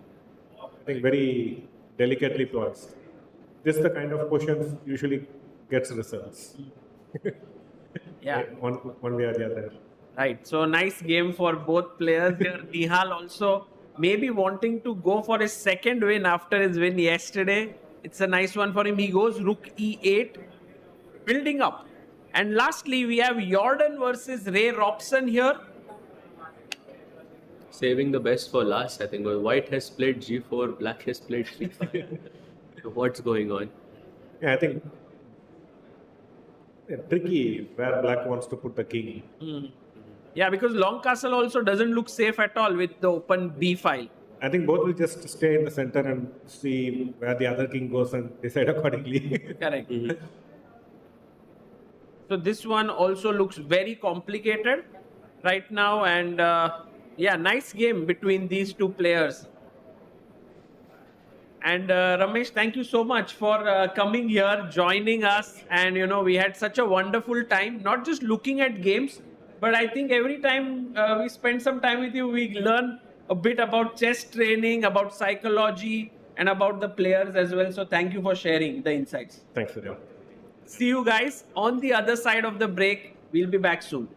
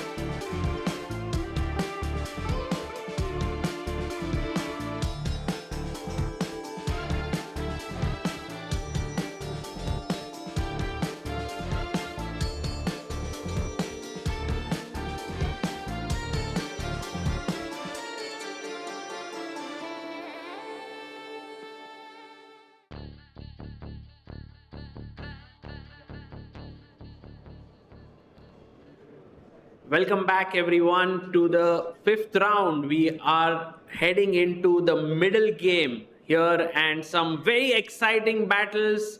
Joining me are my two new co-commentators, Sahil Bhai, Kinsho. Welcome. Hello everyone, good to see. Actually, still a pretty good crowd on a Monday afternoon. Yeah, absolutely. And to be honest, I think Monday is a hard working day for everyone and so much for the players. Yeah. Yeah. You really, really want to win today. We are around the halfway mark, right? 4.5 rounds in. And I think we still have one clear leader. So all the others are kind of thinking, how do we catch up to Vincent Keymer? So which game shall we start with, Saga? Let's go to Vincent's game because Vidit Vincent is definitely a very important game that we have. We left it at queen moving to b6, attacking the knight in the center and pawn on b2. And Vidit did go for this move, knight b5, which is quite combative. We have threats now of going into c7, a6 played. Oh, bishop c7. Wow. That requires courage and preparation. Yeah, bishop c7. Vincent Keymer pulls his queen out to c5, and now bishop d6. Oh, this is epic because now you have to trade the bishops, and now you can take with the knight, because if you take with the queen, I believe then there is queen takes c4, which is hanging, and this might not be to Vidit's liking. Knight d6, and if we assess this position carefully, the knight on d6 looks very pretty. Exactly. I mean, we always want to keep the knights sort of close to the center with as many possibilities as possible. And it also gives a difficult time to the bishop on c8. I mean, how is Vincent going to be able to take that bishop out? I mean, the b7 square is already unavailable, and the pawns can really difficultly be pushed. Very interesting position, Sagabai, and also Vidit is behind on the clock. But what do you make of this? Because now apparently the only clear move for black to kind of maintain that equality is knight to d4, kind of cutting off the access to the knight and forcing a decision here. What are you going to do? Yeah, actually, if we reach this position, it will be very interesting. I think Vincent is still thinking whether he should take on d6 or not. And if he doesn't do that and goes queen b6, we'll have more developments in that direction. So let's see how this game builds up. But looking good for Vidit. I mean, he has invested like 20 extra minutes on the clock than Vincent. But it seems to be that the position is going towards his kind of liking. And Vincent actually just captured the bishop, if I'm not mistaken. Oh, he took, yeah? On the camera, yes. Mm-hmm. And I mean, it seems like a fairly easy decision to me, and that's very good news for Vidit, as you know, he's been lower on the clock so far. Yeah, he was in a good mood today at lunch, hanging out with his, the better half. Gujrathi, and he was chilling there. But I don't know, during the game, he always feels a bit tense, behind on the clock. So he would love a game where he's actually not behind. So now knight to d4 is the move for Vincent Keymer if he can find it. Otherwise, I think there's a bind, as you mentioned, Kinsho. It's very hard for the black pieces to come into the game. White is all set to castle, and the queen also, is a bit shaky on c5. Yeah, this octopus knight on d6 is such a powerful piece. Vincent must take care of it. And let's have a look at this line. If the knight jumps to d4, now I'm threatening to take the knight on d6. So either you can take the bishop on c8, but then that's like you went all the way to take a piece that never moved, nor has any possibility to move. So perhaps the other option is then to play e3. Yeah. And then if queen takes d6, queen takes d4, queen takes, pawn takes, and this should be a very pleasant endgame for Vidit. Definitely. I mean, the bishop on g2 looks fantastic. Again, the b pawn is kind of tied for now on b7. The c8 bishop is stuck, and the development is not so easy for Vincent here. Yep, and he has just played knight to d4, so we might see this happen. And of course, the final position we saw is just a Vidit's position. That slight edge. He's used to this Catalan structure and using that strong bishop on g2. So Vidit will be very happy with this because it's a simple position. So his less time on the clock doesn't matter as much. Correct. And also, I think he gets to push against the tournament leader. Yeah, we can already see Vincent looking a bit worried there. We'll see if Vincent manages to hold here, but I think as of now, it doesn't seem a position where Vincent has any chances. You know, it's like a two-way struggle. Let's go to the next game. Yeah, let's go to Arjun against Pranav maybe. And this is the current position. Queen to E1, attacking the knight, rook E8 and rook to C1. Both players managing their time pretty well. But yeah, I mean, what do you think? What are your first take, Sagarbai, on the position? I'm very impressed, by the way, with the way Pranav has played in this game.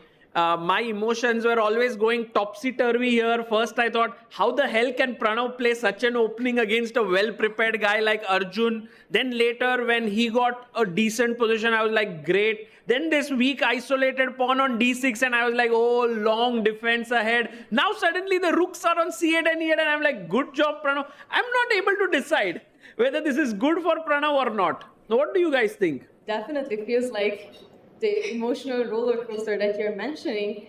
And I mean, we know that Arjun lost devastatingly yesterday, and Pranav is definitely taking up on this. I mean, imagine trying to do your best against the highest rated in the field, who also suffered a tough loss yesterday. I'm really happy also the way that he's playing here, Pranav, so far. And he's showing us once again that he definitely deserves to be on this field. Yeah. Pranav, I think, he did draw against Vidit yesterday, right? It wasn't an easy game. He held his nerve and played very quickly. Like, there was not a single moment when Vidit had even the slightest glimmer of an opportunity. So that will give him a lot of confidence. I can hold my fort against the top players of the world. Correct. And Pranav has drawn with Vidit and Anish and good players here. The question is, if Queen takes B2 here, should we ask our few people here who are watching this? We have some grandmasters here, some international masters. Maybe they can give it a shot. Although for them, perhaps the difficulty is to see the board. Yeah, that's why it might be a tough question. Guys, what does White do here? Anyone? Yes, sir. Rook B1, what a great answer. Attacking the queen, loses the bishop. And maybe a better, just there's no defense here. You lose a piece. Okay, so going here. Oh, by the way, trades have happened. Rook C8 on the board. And now the thing is, where do you put your queen? Because queen B1, possible to attack the knight, but then there's this very interesting move, knight D2. Yeah, and if you take, of course, the black queen enters, and at this point you have to start debating who's actually pushing for the win, yeah? Is it Vidit or is it actually Pranav? So queen B1 not a good square. You can't interpose with the rook because the knight controls it. And let's say queen E1, the engine's first preference, you put pressure on this knight so it gives you time, yeah, to at least save this pawn for now. So queen E1 maybe played on the board by Vidit. And Arjun, let's see. If you play queen B2 now, rook E4 loses the game. Oh, wow. Wow. Rook C1. Oh, but rook B3 Yes, instead, yeah? exactly. Rook B3, queen A2, and rook B7. And this should work well. Although here, the line still continues with rook to C1, queen takes pawn, king H1, knight G3, king H2, knight F1, and it's a draw. Unless you give your queen, take. I guess And let's say take on. Okay, so which pawn do you take? A7 or F7? Imagine reaching this position. Pranav is like, okay, I assess this as good for black and goes here. But Arjun will, sacrifice his queen in that position. Yeah. There's no doubt about it. The only question is how much, winning this is. I'm not completely sure. And I would love to take the F pawn, but I'm worried, there are slight losing chances as well. So which one do you grab? Yeah, A7 seems safer there. And then white can press this endlessly. So we have reached queen E1. And Kincho, what's your feeling about this game? Do you think that this will end in a quick draw, or you think that it'll go on and on for many, many moves here? You see, maybe if Arjun won yesterday, I would be more inclined to say, maybe they would go in a draw. However, after the loss, I'm thinking that Arjun definitely wants to bounce back. So I'm sure that if there is a fight coming up, he's not gonna be scared to take up on it, and he's gonna do his best to get back into the race. Nice. Okay, so very interesting take there that the previous day game would impact Arjun a bit here. Let's go now to Awonder Liang versus Nihal Sarin.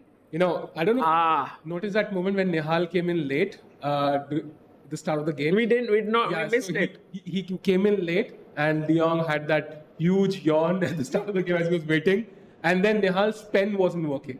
So he did not play the move until the new pen was, brought to his table. So he was like 3 or 4 minutes down at the start of the game itself. So it was so much fun to watch.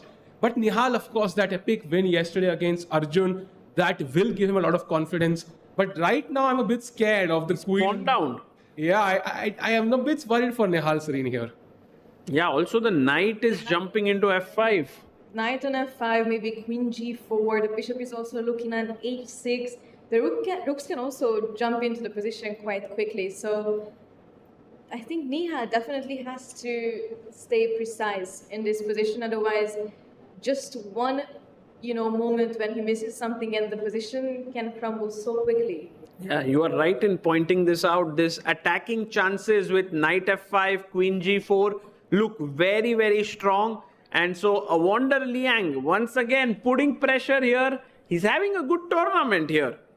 Yeah, 2 out of 4, doing pretty well. And as he mentioned, he jokes about how Indian players are too strong. But I think in today's game, maybe his opinion is going to change. Yeah, maybe he'll put a lot of pressure on Nihal.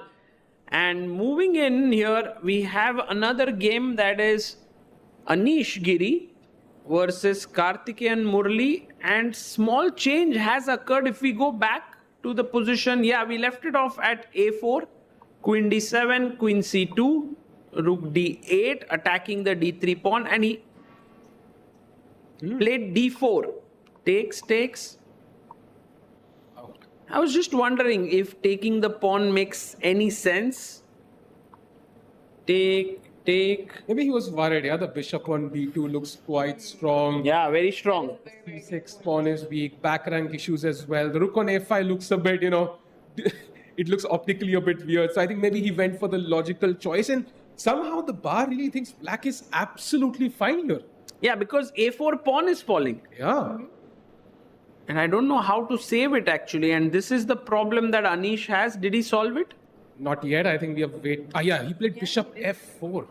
Wow. What if I simply chop off the pawn? Rook takes a4, rook takes a4, rook takes a4. And then we see a nice move from white actually. If we can have any guesses for white's best move in the position. Yeah, white to move. What do you do here? A very important moment. Otherwise, you are pawn down. Yeah, and this move gives you a win actually for white. Really? Yeah. It's winning?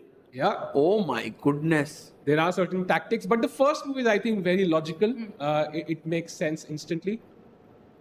Any guesses? Yes. Yeah. Oh, Hawkeye there. Bishop takes c7. And if you take it, then it is checkmate in 1. So not an easy position. Anish has seen this. That's why bishop f4. But as of now, this is the current position. And we are waiting for Karthikeyan to play. You see, this is a very interesting position for me because it can be so two-sided. Both players have chances to strike at some point. And that makes the position so complex, I feel like.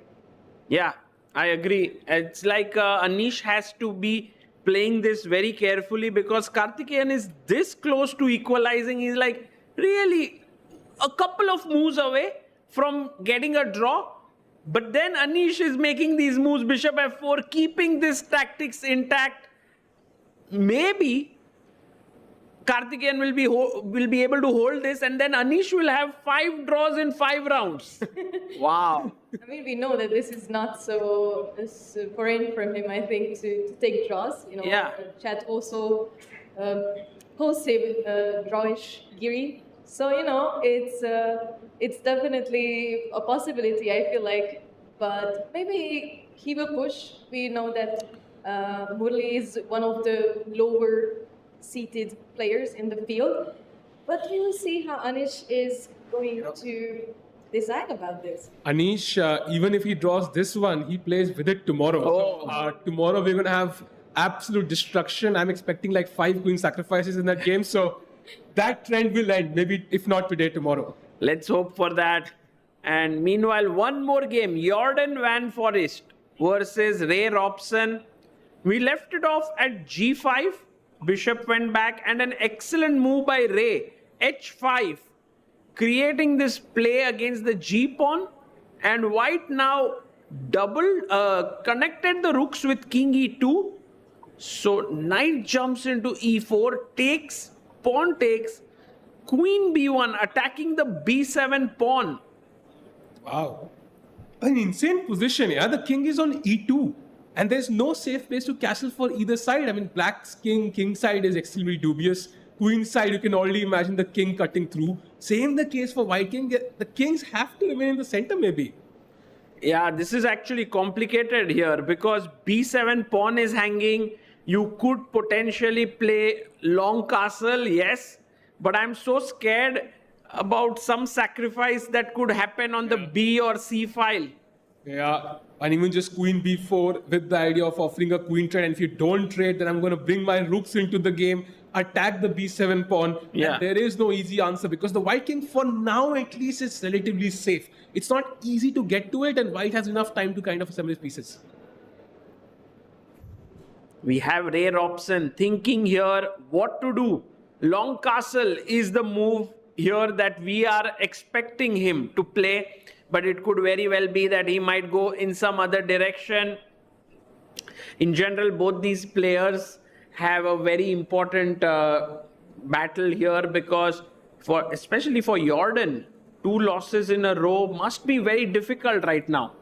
Definitely, and he's not having an easy time here either because we know that Ray Robson has been playing some very attacking, very dynamic chess, and you know, when you're already in that mentality that you lost 2 games in a row, it's not going to be so easy to defend your position.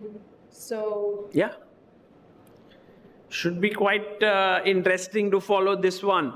Meanwhile, in the Vidit Vincent game, let's go. Have seen that move. So E3 was played. Okay. Vidit is going for the better position, queen D6, and this is the current position. But he's still thinking. Is he considering he takes D4 here? Actually, both are quite possible, right? Taking on D4 with the pawn or with the queen. Because the question is, should you keep the queens on the board or not? Yeah. And for Vidit, it's a very important question. Because one would mean slightly more pressure than the other.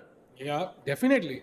I think Vidit's style is also solid. I think he would love an endgame here. If somehow Queen D4, I can't imagine Vidit losing this in any parallel universe. Yeah, with the queens on the board, as we saw with Vincent, he can decline even equal positions and play with that queen, actively. So I think he takes D4, maybe gives black some more chances as well with Queen C7, and he can slowly try to play Rook B and bring the bishop into the game. But yeah, important choice with it, and he's taking too much time, to be honest. 35 minutes. Yeah, he's always coming under time pressure. Now 22 minutes behind Vincent. Let's have a look at this line. Queen takes D4, Queen takes D4, E takes D4, and now I want to play the move Rook B8 because now I come out of the pin. My idea is B5. I could also play B6, Bishop B7. Do you think that white has anything here? This is what Vidit is analyzing in his head. He's trying to assess if he has anything here, and if he doesn't find here, he will try to keep the queens on the board. True. So that is a tough choice that Vidit is facing. You see that the 2 options are so different in the fundamentals that he really needs to decide whether he wants to have the queens on the board, which can be in a much more dynamic position, or he wants to trade off the queens and have a more slow burn, safer option. But we know that Vidit has been on a roll. He's been trying his best, to take back for the losses that he suffered, and he might actually want to go for the pawn takes version, just to be able to take Vincent down. Yeah. What do you guys think, actually? Actually, if I was white, I would just castle here and go for the risk-free position. I love playing these positions. You could go out, have something to eat, drink. Oh, what did our opponent play? Nothing crazy. He couldn't have done anything in the position which puts me at risk. But yes, I think if Vidit feels somehow that this is not enough, and also how comfortable Vidit is, like with kind of chasing Vincent down there, because Vincent is in great form. Yeah. Sometimes that supersedes your ambition to win as well. Vincent, if I make a mistake, could come back and even defeat me at the end. So we'll have to see how ambitious Vidit is.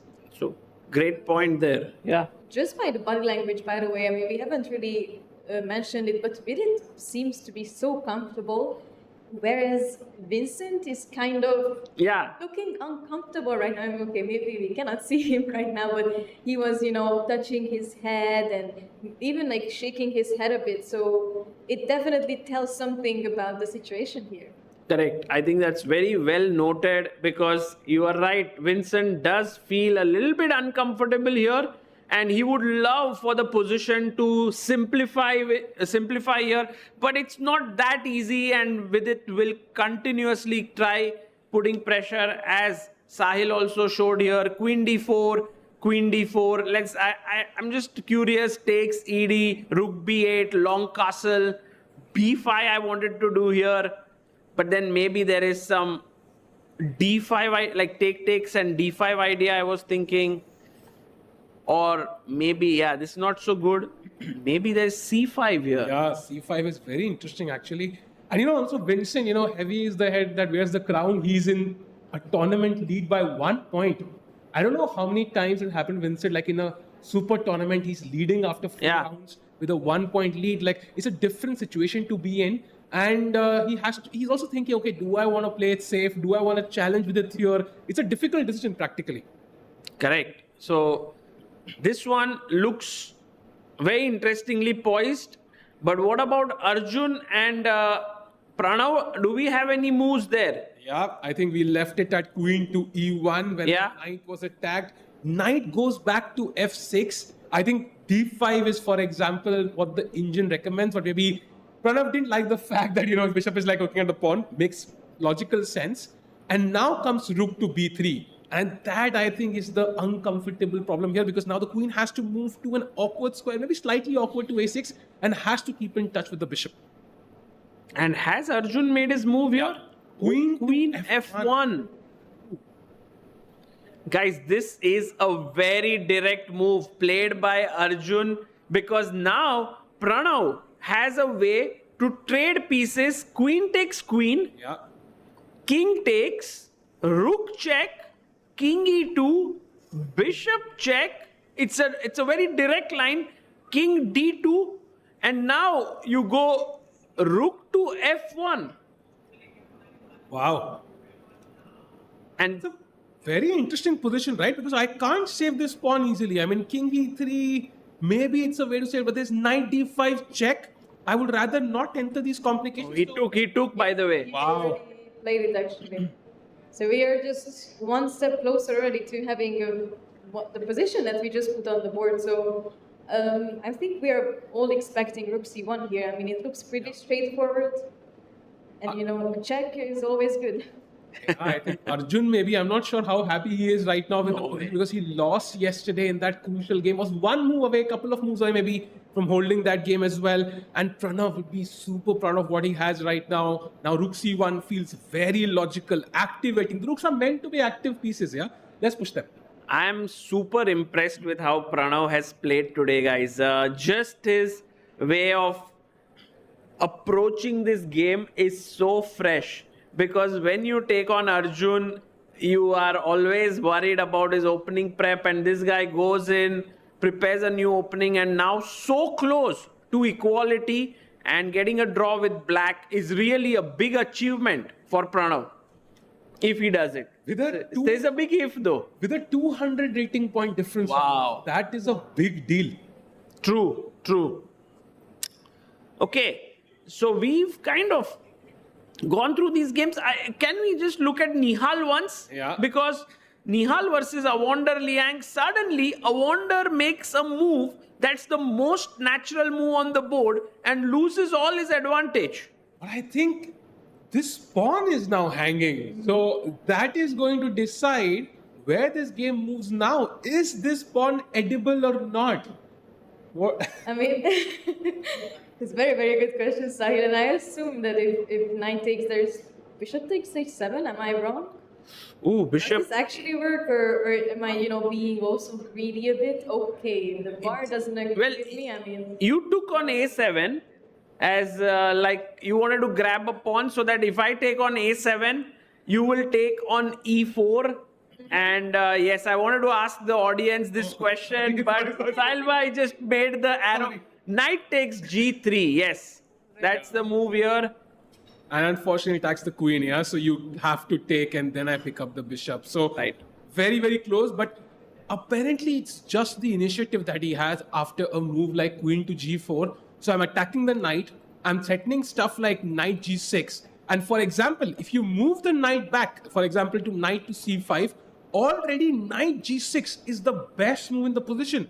Now, this is not easy to calculate. For example, takes king h8, and now the engine calmly says, let's play a5. What?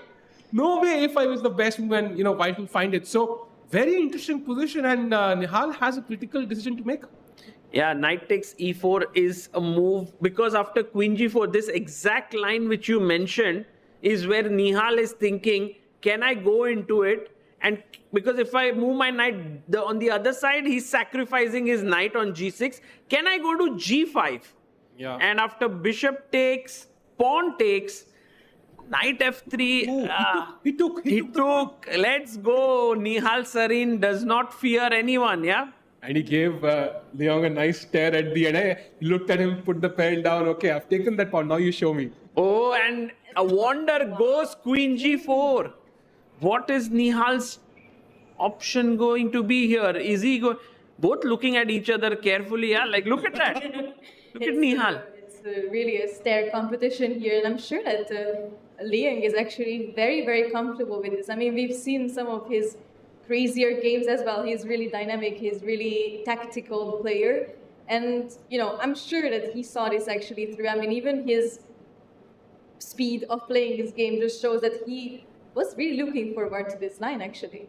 Yeah, but now there's only one good move for Nihal Sarin, which is to move his knight on g5. And that's not something that is so easy to understand because after bishop takes, pawn takes, and knight coming back, black has a lot of weak pawns. Look at a7 pawn, lonely. c6 pawn, lonely. e5 pawn, lonely. Yeah. But okay, I mean, white's pawns are also lonely. Yeah, true. But I think somehow these pawns open up the black king a bit more somehow, so it looks a bit more shaky. But I think overall, even after knight c5, he goes for anyways. Yeah, the line we saw with a5 anyway is not that easy. And the fact that he took that pawn means both the players have seen what's coming. That's the main thing. So I wonder how much time they will take now. Yeah, I wonder what Awonder will do after knight g5. But very interesting. I think this is a key moment in this game. It could be the difference between a draw and maybe one of the players having some chances. I think right now it's Awonder who has all the chances if Nihal slips. By the way, Kinsho was absolutely correct because Vidit has taken with the pawn. Oh. He says no endgame for Vincent Keymer now. And now rook to b8 and Vidit simply castles. And he's saying, okay, the queen is a bit misplaced. You are not, you don't have a destination for the bishop just yet. So maybe white is a tiny bit better. Ambitious, yeah?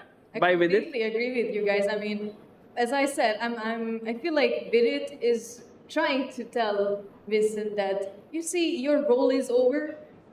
I want to take over. I want to show everyone that even after some difficult games that I had earlier in this tournament, I do have the strength, I do have the mental ability, and he's proving us this right now. Yeah, absolutely. And for black now, the question is, where is his counterplay? Should we go b5 here to activate our bishop? That does look like a very logical move. I think that move c5 maybe is even stronger now because the free tempo on the black queen, c5, queen c7, and b4, and maybe somehow white is building up a bind on the queen side now. But just explain to me this. If I go bishop b7 now, how do you react to this? Your initial move, Sagar bhai, the move you really wanted to play. d5? Yeah. Ooh. Oh. And after ed, knight takes, bishop takes, queen takes. This is torture. Yeah. I mean, most definitely the d7 pawn looks terrible. Also, a6 is looking very, very weak as well. And in no time, we're going to put the rooks in the middle of the board and just strike on Vincent's position.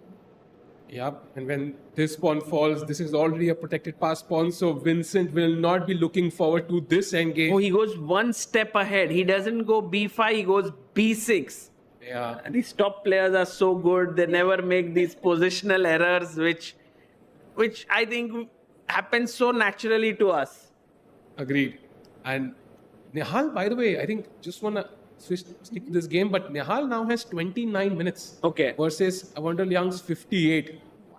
So I'm a bit worried for Nihal here, yeah? This is a bit scary somehow in a complicated position with half the time. Can we look at Nihal's expressions? Oh. Silly, yeah?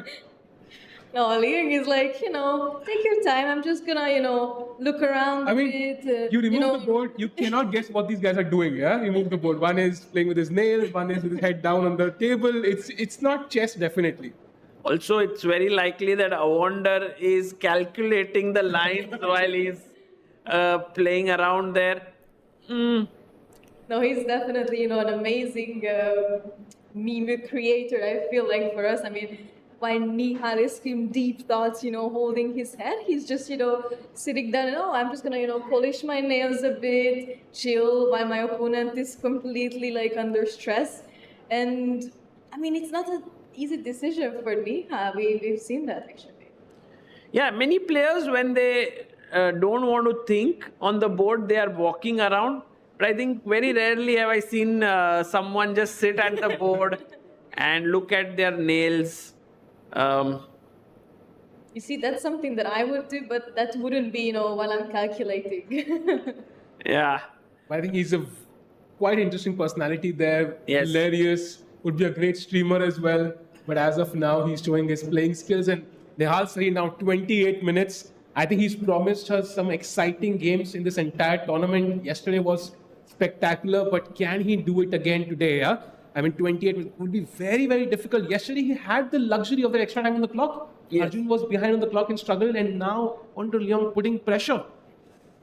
Each game is so tough here, right? Like, you have no free points, no easy points. You beat Arjun on the previous day, you come to the board, and now you have to struggle in this position against Awonder. Not easy, not easy. And let's go to the... Is there any game we want to see here, or shall we go to the challengers section? Maybe one look at the Arjun game. Yeah, sure. I think he did not give Rook C1 check. He gave... He just kept it a bit solid. Rook C7, defending the 7th rank. He says, okay, I defend my pawn. Now if you play Rook A3, my bishop is free to move to C8, for example. And I would say the Arjun is still a tiny bit better. That D6 pawn, still stands out like a thorn a little bit. Should we ask our viewers what they think will be the result of this game? Because on one hand, it looks very drawish. On the other hand, Arjun is slightly better. Guys, do you think Arjun with white will win here or a draw? We have one hand for Arjun win. Wow, anyone? Oh, another Arjun win. Wow, and what about draw here? Oh, we have more draws in the audience here. And few people have not. Oh, are you guys thinking Pranav will win here? Everybody thinks Arjun loses, yeah. Sorry? Pranav will win. Well, Pranav, I think it's a 2-result position. No, somehow Pranav winning looks unlikely unless, of course, Arjun blunders. And this, to tell you the truth, against a very strong player, it's very tough to hold such positions, right? They just grind slowly, endlessly. They never let the fire go down. Have you ever faced like a very strong opponent who you're very close to a draw and you're there but not just there?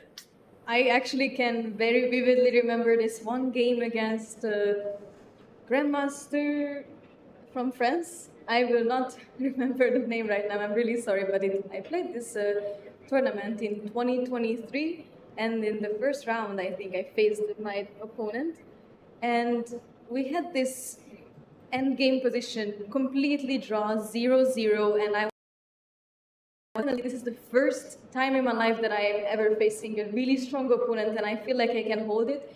But of course, he was amazing at end games. And after like 3 or 4 hours even, holding the position, I blundered, and it was such a natural mistake. And he took up on it, and I just lost very easily in the end.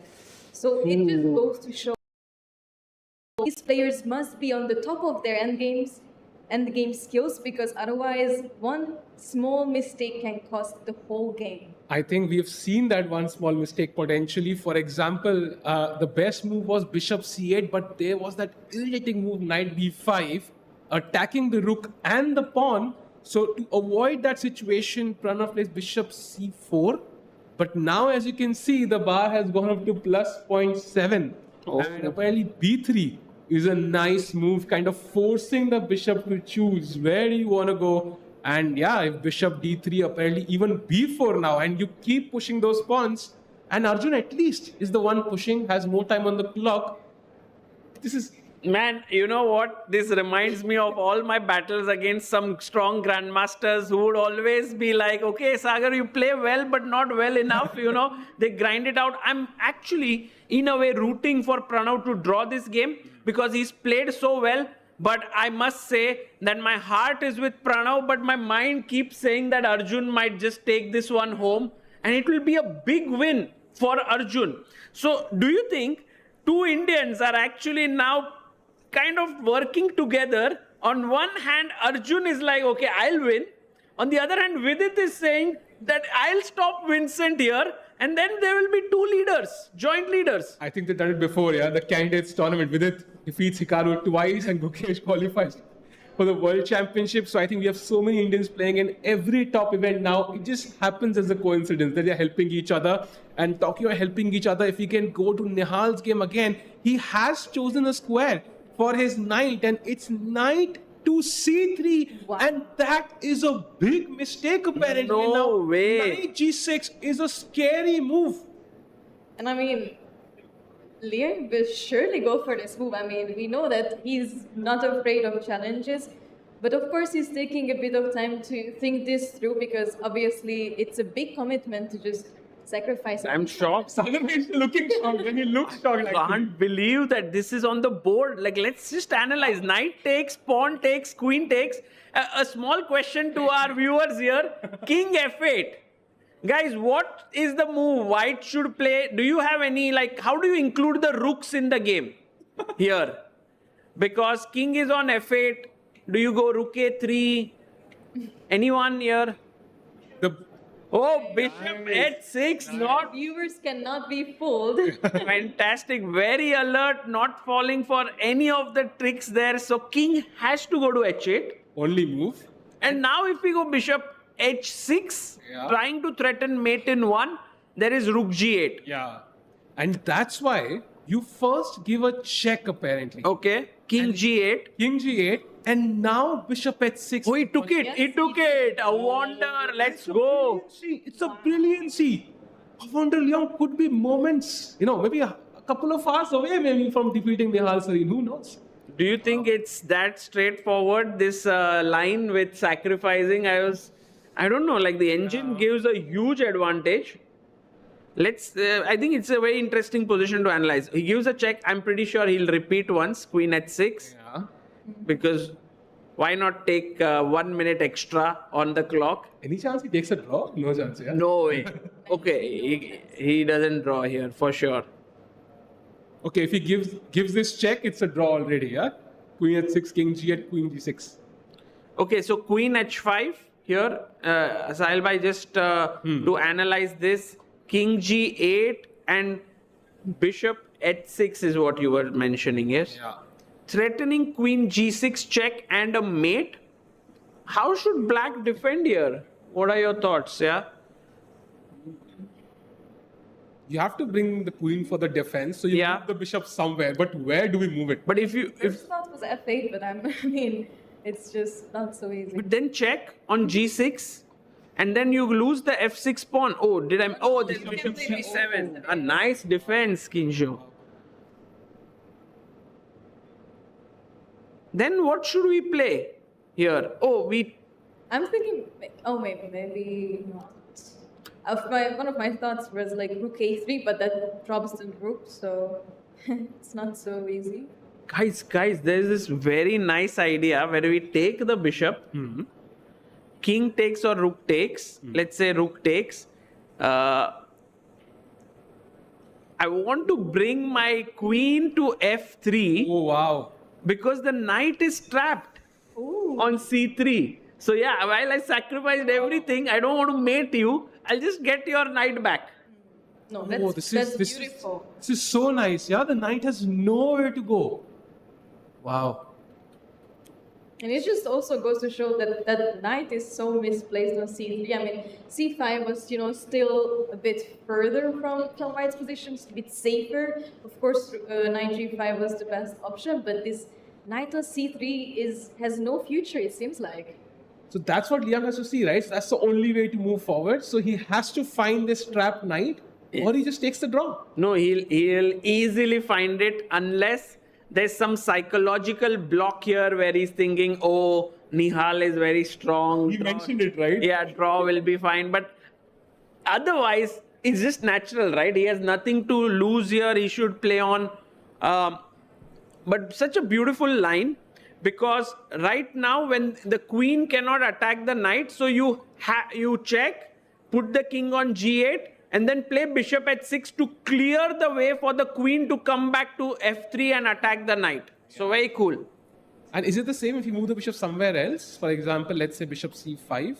But maybe now the knight is not trapped as bishop comes to d4. So we have queen g6 check, king h8, queen takes f6 check, king h7, and now maybe queen h4, keeping this attack rolling.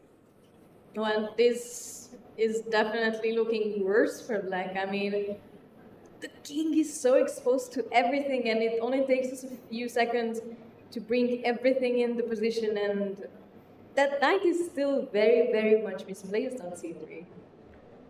I think he goes for it because he has time. If the time situation was reversed, maybe I think Liang might not find it. But in this situation, he has a draw in one move. He can literally think for the next 40 minutes and find everything on the board. And he is likely to put a lot of pressure on Nihal here. I can put something on stake that that Awonder is not taking a draw here. Sagwa, you've not given us the previous house, I think. No.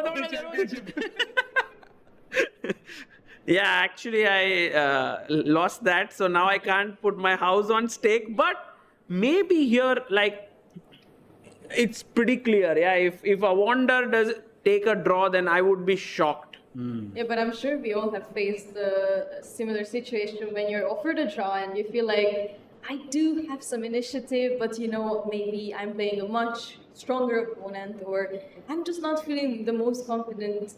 I'm not my most confident self.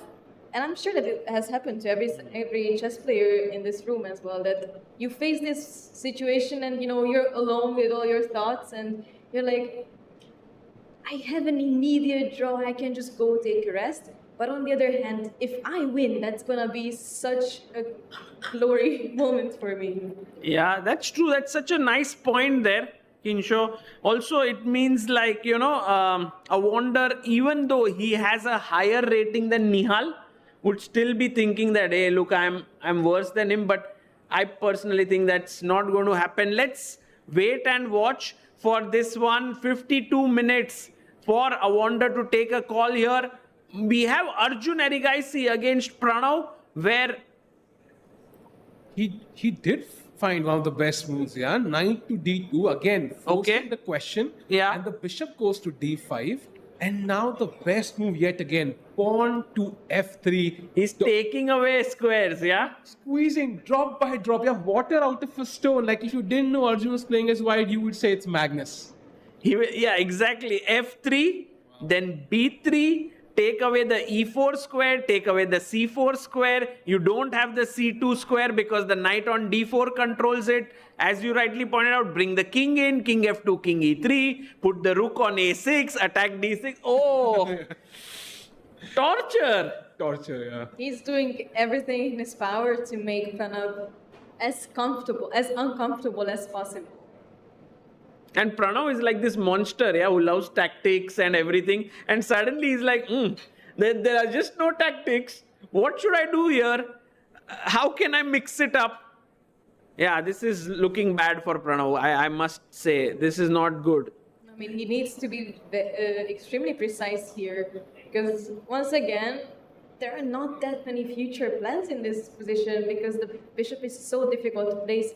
And he's actually getting ready to make a move, but then decides not to, and again touching his forehead, and just he feels completely uncomfortable here. And then you suddenly remember, Arjun is like 2776. The ratings sometimes are right there next to you, yeah? Yeah. Right now I can't see them, but sometimes you see that rating right, so you're 200 points lower rating, maybe a draw is okay, and then you become even more passive.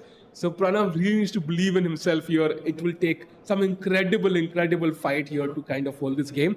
Meanwhile, Saga, in the Vidit game, I think you really wanted to play this move and heard you.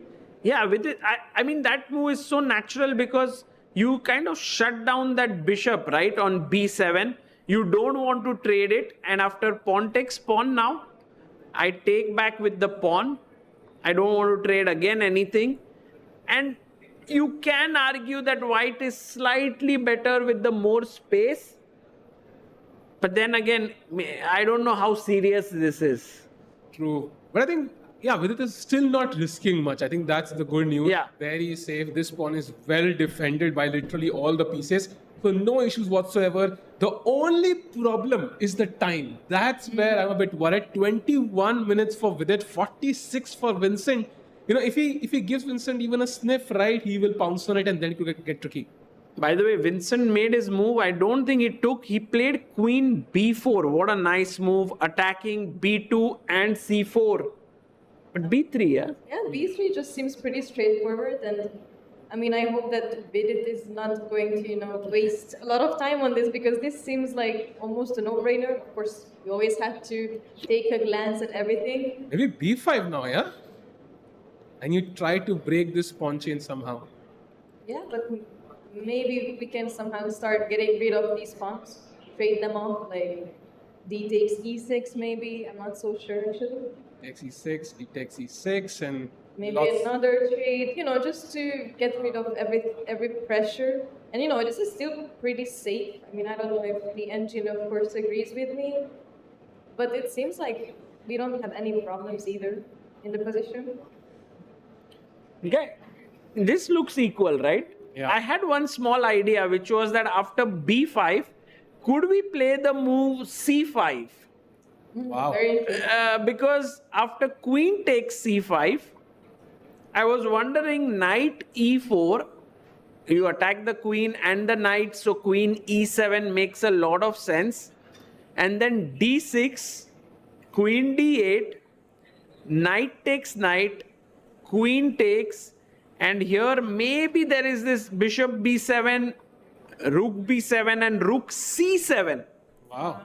You always manage to find these very, very interesting lines, I feel like, because this was not in my mind at all. But you see, you saw this so quickly, and I mean, this looks like a tough choice for both players, but to do here, especially for Vincent.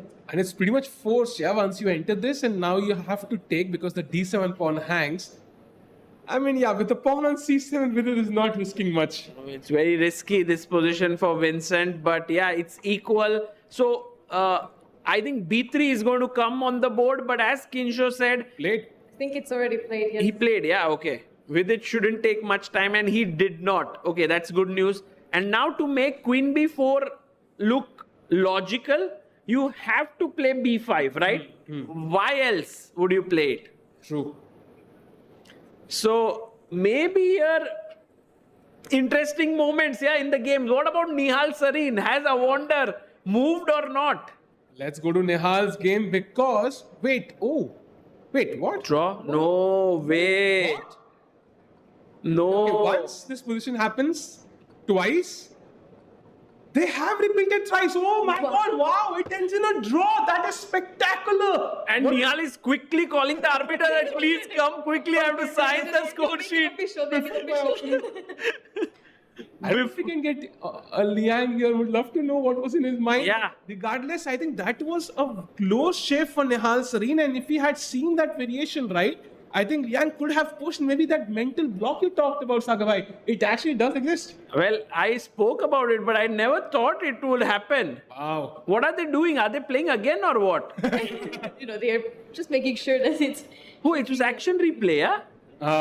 Or maybe they just played the last repetition and then agreed to a draw. Question for you: if Nihal had not won yesterday's game, do you think Liang would have still taken the draw? I don't know, yeah. Like, I think we need Awonder Liang here to get to understand what was he thinking. Yeah. Because I am like so surprised right now. I hope you don't spoil his mood though. He's like, oh, I was winning, I didn't see this. No, but he would definitely get to know, yeah, somehow. So I'm sure that he's gonna check after the game. Yeah, while Sahil tries to get Awonder here, hopefully we'll be able to get him. A draw with Nihal is never a bad result, but from the position that it happened, perhaps Awonder might not be very pleased, and we would love to know his thoughts here if he joins us. And what are your feelings right now? Are you as shocked as me, Kinsho, or you think you expected it? I am just as shocked as you. I mean, knowing Liang's playing style, this was definitely unexpected in my opinion, but he did mention it to us that he's trying to lose the least amount of times as possible, and grabbing a draw against Nihal is never a bad option. But I do feel like I did see some remorse in his eyes. You felt it, yeah? Oh, okay. I mean, once they finished the game, Nihal completely let go and showed his feelings about the game. He was like, no, this was not good. And maybe Liang is like, oh man, maybe I shouldn't have taken the draw here. But as I said before, we have all faced these sort of situations, and I'm sure that this is not, uncommon for him either. Do you think that in chess, it works this way? Like yesterday, Awonder was worse and Ray Robson took a threefold repetition, and now today it went the other way. So it all balances out in the end. Do you have that feeling? Because I do hear some players saying like, hey, I am very unlucky. Every time I have a winning position, I lose or I draw. But I don't think they remember the times when they have bad positions and then they win or draw. Yeah. You see, it's always easier to remember those times when you are feeling worse about something, rather than the amazing times. That's very deep. This is. Do you think this is true not just about chess? It's true about life as well. 100%. I mean, us humans, we always take the losses, the pain more easily than the happier moments. Yeah. And that's why I also think it's very important to have someone by your side. For example, a family member, a friend here in the tournament as well, who can remind you of these moments in your career. Yep, talking about pain, I think if Vincent doesn't play knight takes e4 in this position, he could be in a world of pain right now, because he has played the move b5, but Vidit finds a nice retort, knight to e4. And once you grab this, of course, the position is close to, equality there. But maybe Vidit has a slight edge. Still, that bishop in the corner on b7 is blocked. That white bishop on e4 is a better piece. And you cannot really say it's equal, right? It's like this small nagging edge that white has, which black must carefully try to neutralize. I think I trust Vincent to do the needful here. But still, today has not been a day where, predictions have gone my way. So, let's see. And Saga bhai, if we jump to the Arjun game just for a second, you mentioned Rook A6, King F2. It's happening. He's doing it, yeah? He's doing it. This guy, Arjun Erigaisi, is just slowly and steadily building up the pressure. Now, an important question, guys. Should Arjun take his rook back? Or should he play rook c6 to trade the rooks? Because after rook takes rook, knight takes, a7 is hanging. If you push a6, king e3, king d4. Okay, I don't have c5, b6. I wanted to run in there, but it does look risky. It is, and you can't play King G8 because there is knight a7 check. So it's very difficult for black here practically. If the king was somewhere in the center, I think it would be an equal draw, but it's also a committal decision, right? Once you trade rooks, you can't go back. So maybe this is the moment when Arjun will take a deep think, and figure out if he actually has chances in the endgame. Yeah, from Arjun's face, you can never make out what's happening. He's so stoic. I think there was this one reel or something I saw where Pragnananda was asked, are you ever able to realize that what your opponent is feeling and so on? And he's like, yeah, there are some players who emote, and I'm pretty sure he was thinking about Hikaru, Jan Nepomniachtchi and so on. But then there is Arjun Erigaisi. He spoke his name and he was like, one can never decode what this guy is thinking. Yeah, absolutely. And right now, Yeah, this poker face is so important, not only in poker, but in chess as well. I mean, if you give the advantage to the opponent to know what you're thinking, they're going to use this against you. And, when you start shaking your head, when you start doing these repetitive things that, it's the sign of being annoyed, then, I'm also going to be like, what, I'm going to annoy you even more. So I can piss you off maybe, and then I can take the win. I know for a fact that Sahil is not someone who is as stoic. I think you emote a lot. I've seen you doing like, oh, and like stuff like that. What about you, Kinsho? Are you like Arjun, or are you like Hikaru, Nepo, and so on? You see, I've been told that you can see it on my face when I'm disappointed. So I've been working on it. In the beginning of every tournament, I always forget about this. I always forget that it doesn't only matter what's on the board, but what's outside the board as well. And in the beginning of every single tournament, I let myself show how I feel. But, once I'm being told that, look, maybe you should pay attention to this as well, I'm trying to, always keep myself together and not let my opponents know how I feel. So I think this is super important, and I myself also try to pay attention to it as much as possible. Yeah, well, very important, these little things in chess. Meanwhile, should we go to the challengers section and have a quick look at what's happening there? We have like today being a very, very quiet day at office, yeah? All the bars right in the middle, I was scrolling through, you can barely see like even a slight edge. And there's a slight, like a tiny edge in the Harika game, but even that right now feels pretty even, Stevens. So maybe, we have had too many results so far in the previous rounds. Even spoiled. Yeah, I don't know. Like maybe things will heat up, right? It's not like these are drawn games. Yeah. But could we just look at this game of Abhimanyu a few moves ahead? Because he is the sole leader in the challengers. He's on 3.5 out of 4.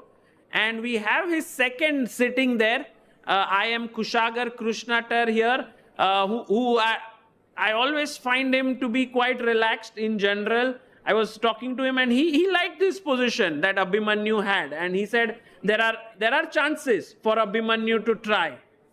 But somehow the only move that, our engine is telling us, Bishop E5, is such a committal move, giving up all your dark squares when your opponent has the dark square bishop. It's not an easy one. Ideally, you need something else as black, yeah? Maybe Harika has managed to pose some real questions to Abhimanyu. And let's say bishop takes e5, pawn takes, knight takes, pawn takes, and then knight to b4. Maybe Abhimanyu is okay with this. But then again, think about this. At some point, if I put my rook on d6, and then, you take, my pawn moves away, suddenly the bishop is unleashed on this long diagonal. I'm super stressed there. Yeah, this is what you don't want. This is game over. In this case, you could have an extra rook here. It would not matter at all. So yeah, I think rook d6 is a crazy idea. I think knight e3 is the idea, maybe just to get that bishop on b2 somehow. So maybe e4, and Harika at least pushes on for a while. Yeah, let's see if this line happens. Actually, I'm curious. I'm curious if Abhimanyu can sense the danger here. Because on one hand, he is ambitious. I want to reach 4.5 points. Harika is not having a great tournament. She's on half out of 4. But then you can't disrespect the chessboard, right? You have to respect the position there. True. I mean, of course, I completely agree with you guys. This is not an easy choice to make. I mean, it also looks a bit unnatural, a bit a not so intuitive move for us to get rid of that bishop. But I'm sure that once Abhimanyu follows up on the lines, he's going to see that after knight b4, it's going to look a bit better for him, actually. Right. Okay. Should we go to any other game in the Challengers, Salva? Is there anything particularly that catches your attention? I think Pranesh Leon, should we check once? Yeah, I was thinking of that game itself, and I can see that pawn on c3, but instantly as we reach the board, it has been captured. And this game also feels quite equal to me. I think, yeah, rook endgame, maybe black, rook b5, but I have the 7th rank as well. So pretty even sequence. I think this will be a draw. Yeah, you rightly pointed out this move, rook b5. And if rook d4, then maybe there is this c5 break somewhere. Takes, then you take on c5, then if, yeah, this is exactly. And you basically trade and go for a badminton session at 8 p.m. if you are Leon. Sorry? Pickleball today. Oh, the badminton session has been changed to pickleball. Got it. Well, and it sort of feels like Monday has reached everyone. I mean, we know that, Mondays are always so painful. And I feel like, the players are also feeling like it is a typical Monday in the office when you take things a bit slow, a bit peaceful. But maybe... Monday blues, yeah? And don't want to work too hard today. But somehow the time control is our last resource. So once we reach that phase, suddenly we might see mistakes everywhere. So yeah, this one will for sure. This one is going towards a pickleball, yeah. So a draw coming in here. And maybe it's time for us to also go to the Masters because... Do you think they'll agree to a draw? Yeah. I think they will. I think so. Can capture the final They're moment there. taking it very quickly, so... And you saw White did okay. It was nice. And h5 played. Leon playing with his left hand as well. Yeah, now he's like, okay, let's get it done with. Pranesh is like, oh, we haven't reached 40 moves. Is there I think there's some 40 move rule? Yeah, I think there is. And they will have to probably play a few more moves here. King g7. Or they can find a repetition. Back and forth, back and forth. True. I don't know, there's something about magically looking at the final moments of a game that's always appealing, yeah? Yeah. I like the players' expressions there, whether they will, speak to each other, whether they will smile. Because chess is such a serious game. Even if there is small emotions there, we all get super excited. Yeah. Both the players are often showing nothing on their face. And it very much seems like it's going to end in a draw. I think they repeat it. They're calling the arbiter. They're calling the arbiter. Yeah. And the arbiter's there. And a draw will be agreed. Should we go to the game of Vidit Gujrathi? We have a very interesting moment here in the game. Knights were traded. Bishop takes e4. I have a question. What if pawn takes pawn on c4? Do you take with the pawn or the rook? Ooh, I think I'll take with the rook. I want the c file and the c7 square maybe. Once I take here somehow, I can even take now, I feel. Even my pawn is equally weak. It's maybe one weakness. I would rather take with the rook. Yeah, because then the c4 pawn is not weak. Nice. But I think it's a difficult decision, for Vincent as well. How do you tackle this pawn? Because you never want to take, and then we saw how that weak pawn will be a nuisance. So black cannot take on d5 because left with d7 weakness. Cannot take on c4 because the rook comes up. So maybe Vincent has to keep that and go rook f c8. So that after take, and if rook takes, he can trade the rooks. Got it. But then queen d3 to attack the h7 pawn.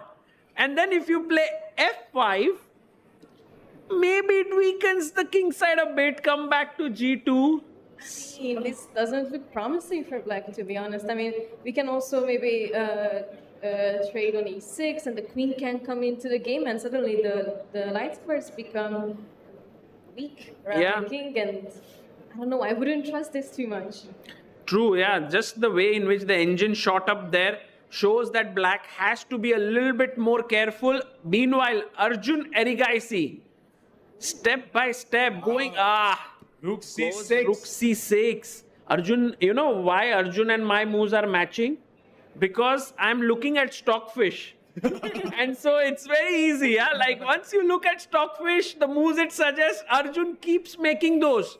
Rook c6. And 97.7 accuracy by Pranav is not enough. It's not enough for equality against Arjun. Now takes the a7 pawn is hanging, have to move it. And now king to e3, your plan, pawn to g5, and let's keep going. King to d4 maybe. King d4, knight c4. These two moves look super tempting here.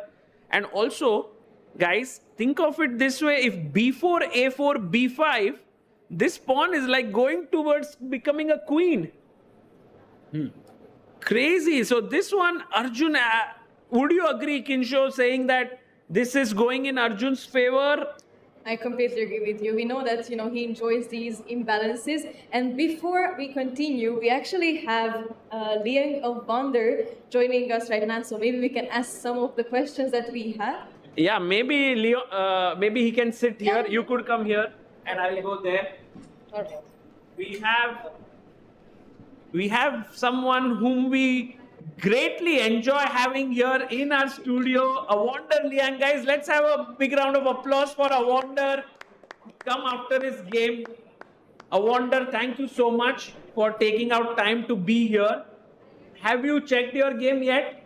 I haven't checked, but Sahaj gladly let me know, Awonder, you're such a bad player, blah, blah, blah. So. Hey, say that. But we want to get your thoughts. No way are we saying that, what you decided is incorrect or something, but we want to understand your thinking better. Why did you Firstly, when Nihal went knight c3, were you surprised here? Oh, I was just like, this is kind of weird looking. Like, why would he put his knight there? And looks like maybe one of the, no offense, the worst places he could put his knight. But then I kind of thought maybe he just wanted to trap me, and so he I was already after knight c5, I was just gonna make a draw. And I was really sleepy, and the whole game I was blundering everything, and I was so tired before the game, so I was okay, let me just not blunder anything, and then I started blundering things.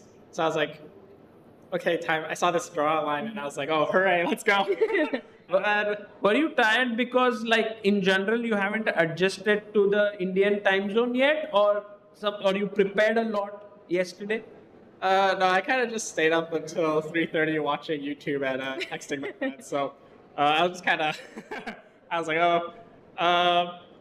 yeah. And then, I mean, generally, I don't really prepare much before games. I kind of prepared a little bit before the tournament, so I had some ideas that I wanted to show. But yeah, I think I was getting confused earlier in the opening a little bit, and I felt like the game wasn't really going that well the way I wanted.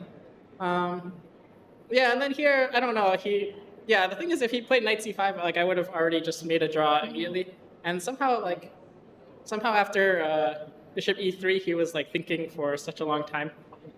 And I was so confused, what is he thinking about? Because, okay, I see I'm probably a little better, but yeah, I just wanted to wrap up the game because I wasn't feeling very good. And And yeah, then suddenly he started thinking, and then he started blundering. I was like, guys, like, what are we doing here? Nihal, why are you blundering? Like, you could just have a nice, respectable draw. Now I have to sit up here, explain myself why I can like play some better moves. Like, what the heck? So yeah, I'm just blaming Nihal. You know, I was already ready to take a queen h6. I think, I mean, I did look at it very briefly. I think we talked about it, but yeah, I didn't think it was so clear. Like queen h5, bishop h6, then he has this bishop c5, which I thought is kind of important. And yeah, I don't know, I can take on f6. We saw this line, which is bishop f8. You just take and come back and trap the knight. Yeah, of course. So yeah, this one I saw quite quickly, and then I was like, oh, Nihal, like, what are you doing? You know, so bizarre. And then, but then I was like, oh, maybe he has bishop c5, and it's very tricky because now I don't even know if I have a perpetual, although I probably do. Yeah, here probably I can go, yeah, something like this, and then I'll try and grab his rook at some point. Like with bishop g5, you mean? Yeah, but I thought even here, like, he has, I don't know, like, he has some kind of bind on my position. So it's kind of okay, like, but yeah, I think, like, mentally I was kind of checked out from the game. And if he played like a normal person, then you know, I would just leave to my hotel room and everything. No one would be asking any questions. So, you know, I mean, you know, we love your honesty here. I mean, you know that you're having a great time, you know, trying out everything in the media room, you know, getting into all the camera details. But we actually thought that you would go into this challenge. But of course, we understand that, you know, you needed to take some time for yourself as well to have some rest. So, I mean, it's amazing to have you always here. And Sagar, if you have any more questions, I mean. But yeah, go ahead. My question, Awonder, was, did Nihal beating Arjun yesterday play any role at this point or not really? I think it was, I mean, it looked like a very complicated game. I wasn't really sure what his intentions were before the game. Also, I think, in general, I'm not really sure like what the impression of other players on me during this event is, if they're trying to be really ambitious or not. I mean, he played the Sicilian, which he plays somewhat often anyway, so I thought it didn't seem that out of the ordinary. But yeah, it's kind of hard for me to tell like whether people are trying to beat me in general or whether we're just playing normal games. I don't think it really factored into the game, but then, yeah, at the start of the game, I just felt like I wasn't really thinking very clearly. So anyways, I think opening-wise, I had probably, maybe I knew it a little better than him. It was kind of hard for me to tell. But yeah, I think in general, I'm not trying to, you know, if someone is donating some points to me, I might take it on occasion, or like today, maybe not, right? So, but yeah, I don't think there are any weak players here. So I think. Would you feel a bit bad about this result, or you just brush it off? How do you take it? Like after you know that you were better at the end? I think at least, I mean, I did spend like 5 minutes on it. It still looked a little bit complicated to me, honestly. And I mean, maybe the engine says something, but I think for me, because I don't know, normally I sort of like to have a plan during tournaments and I kind of stick to it. And there have been times when I deviate from the plan and I even get like very good chances or good opportunities, but then it doesn't really work out. So yeah, nowadays, you know, we stick to the plan. But you know, I think as I said earlier, if he just played like a normal person, put his knight on c5, like I don't know what we would be talking about this. So, you know, I blame Nihal for having me come up here and explain myself to everyone. No, thank you. We appreciate you coming in here. I wonder if you have like couple of minutes, could you give your thoughts on the remaining games here? What do you feel? Oh, yeah, sure. We can have a look at the game of your countrymate here, Ray Robson, playing with black against Jorden. Looks quite complex, the position. Yeah, I think probably it's simplifying down because I think black has to trade the queens now, I would guess. Yeah. Although, I mean, no offense, but looking at Jordan's game yesterday, I would probably trade the queens any chance that I get against him now.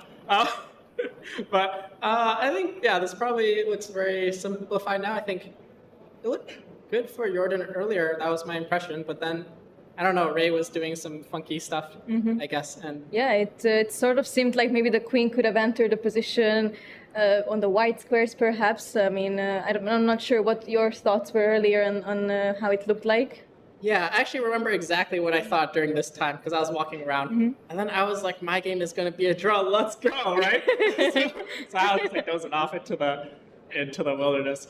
But yeah, I don't know. It looked really good well, maybe really good is kind of an overstatement, but I felt like the structure it seemed like he kind of tricked Ray maybe a little bit in the move order. But yeah, I'm not a huge expert I didn't see the start of the game. But yeah, now I feel like it's probably okay. Okay, so around even, yeah? You would say Yeah, I think so. closer to a draw here. And then we have the game of Arjun against Pranav. And while the engine clearly supports white here, do you think black has any realistic chances of holding this against Arjun or? Absolutely not. And not like against a normal person, yes, against me, it would already be a draw, as we know. But against Arjun, guys, just like add another one to the evaluation. So this one's over, calling it right now. You can bring him into the interview before the game ends. Nice one there. So you really believe that Arjun will convert this? Yeah, it's just his endgame skills also pretty good. I think, yeah, it's hard to tell like what his skills are. I don't really know if he has like so many skills in chess, but somehow he's just like hypnotizing his opponents. During my game with him, I felt like his pieces like they're moving like twice as far as mine. I was like, guys, like he clearly did have like the same pieces at the start of the game as me. It was so unfair. So yeah, I don't know why I'm playing in the same tournament as him. Like so unlucky. But yeah. So this one, guys, is already over. His knights, they're like super knights. They can move to like 12 squares or something. Nice. Okay. What about Vidit versus Vincent? I think we are at this point where G6 was played, Bishop G2, and this is the live board right now. Yeah, I'm not sure. I like both players. They're very human players, very normal. I felt like Vincent was doing something a little funky in the opening. I couldn't really tell what he was getting up to. It looked like he was kind of worse. I'm actually not sure. But yeah, I don't know. But then I guess now kind of looks like they're trading off everything. So I feel like this one's probably just going to simplify. I mean, you can always take on c4 or take on d5, and I guess you're slightly worse there if like takes bishop takes. So yeah, black has to be a bit careful, but also generally the position's very healthy, so I don't see any issue. I feel like Vidit always has his very slight pressure, but yeah, I don't know. So would you say that this is going to also end up in a draw, or do you think that maybe white has some chances, or maybe it will become imbalanced and maybe white can take up on this position? No, I think Vincent is too solid. He shuts it down. But yeah, against a lesser opponent like me, perhaps, Vidit for sure going to win this game. So yeah, I think this one Vincent will be able to hold. It looks a little bit unpleasant still, but yeah, I'm not sure actually. Like the more I look at it, the more unclear it looks. But somehow I have faith in Vincent. Yes. Okay, and the final position is Anish. Well. Anish. I'm not even going to say anything. Why are these two players so seriously sitting there? I know, right? Like I was basically napping in my game at the end, so yeah, I think he probably thinks he can still push a little bit. As a brilliant technician. Yeah, I mean, we know that Anish is always pushing as long as he can. Maybe if he can find some small tactic, but I mean, it doesn't seem that way to me. Sure, he's going for the record again. Mm-hmm. I have it circled on my calendar. Round 8, have to draw Anish. So, guys, I'm not gonna ruin his streak. Don't worry about me. Yeah, well, right now it will be 5 draws out of 5 games for him. But let's see if anything changes. Awonder, we are very grateful for you coming in here, spending your time with us, with the fans. And we wish you good luck for the remaining games. We will be taking a very short break. And on the other side, we will move to the completion of all the games. So stay tuned. Thank you very much, guys. Thank you.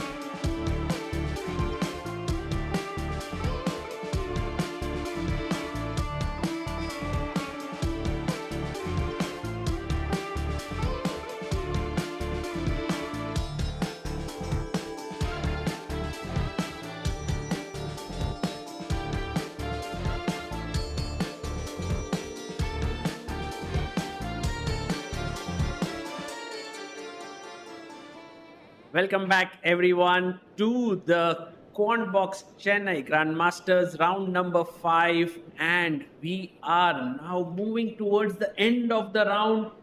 Exciting games. Today, we did see a bit of slow movement in the games.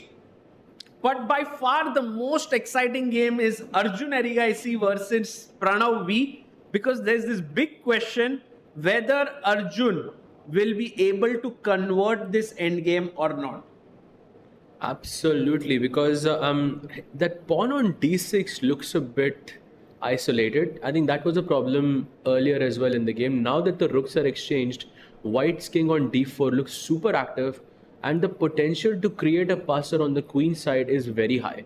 So even though the bar says that the position is more or less equal, that's far from the story, because you have to make some really precise moves in this position in order to survive, and that's not an easy task.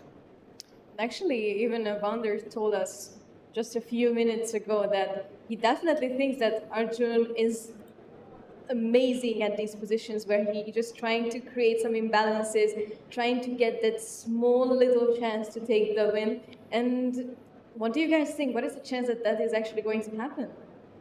I think this last move that Arjun played is shown as a small inaccuracy. There was a bigger edge for white, with perhaps the knight jumping into b6 or knight jumping into e7. But such endgames are so difficult to be 100% accurate for both sides. So while Arjun's advantage has dropped a bit after b4, I'm pretty sure that Pranav might also go wrong somewhere and Arjun will get back his chance. Absolutely. In fact, b4 looks like a very logical move.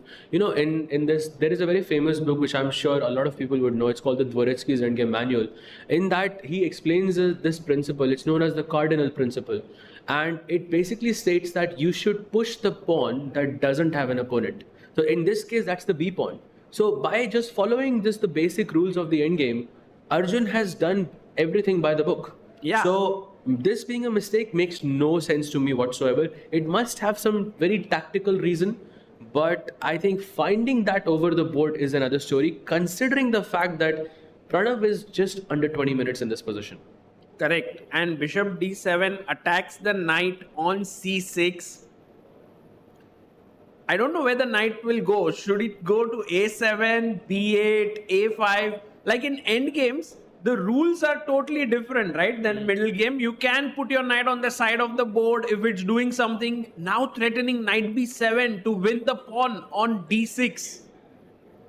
No, it definitely feels like Arjun is still trying to, win this game somehow. And as we talked about it just now also, there is a possibility for him to be able to break through. I mean, even b4 proves that. Yeah. Should we look at this line? For example, bishop b5, which is the most logical move to trade perhaps. I go knight b7, attacking this pawn twice. Now the most natural reaction here is to chop. But once you chop, you are lost totally.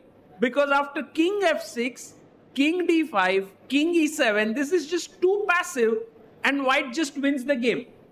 So in a way, what black needs to do here is to keep this bishop, perhaps play the king to g6 so that if knight takes,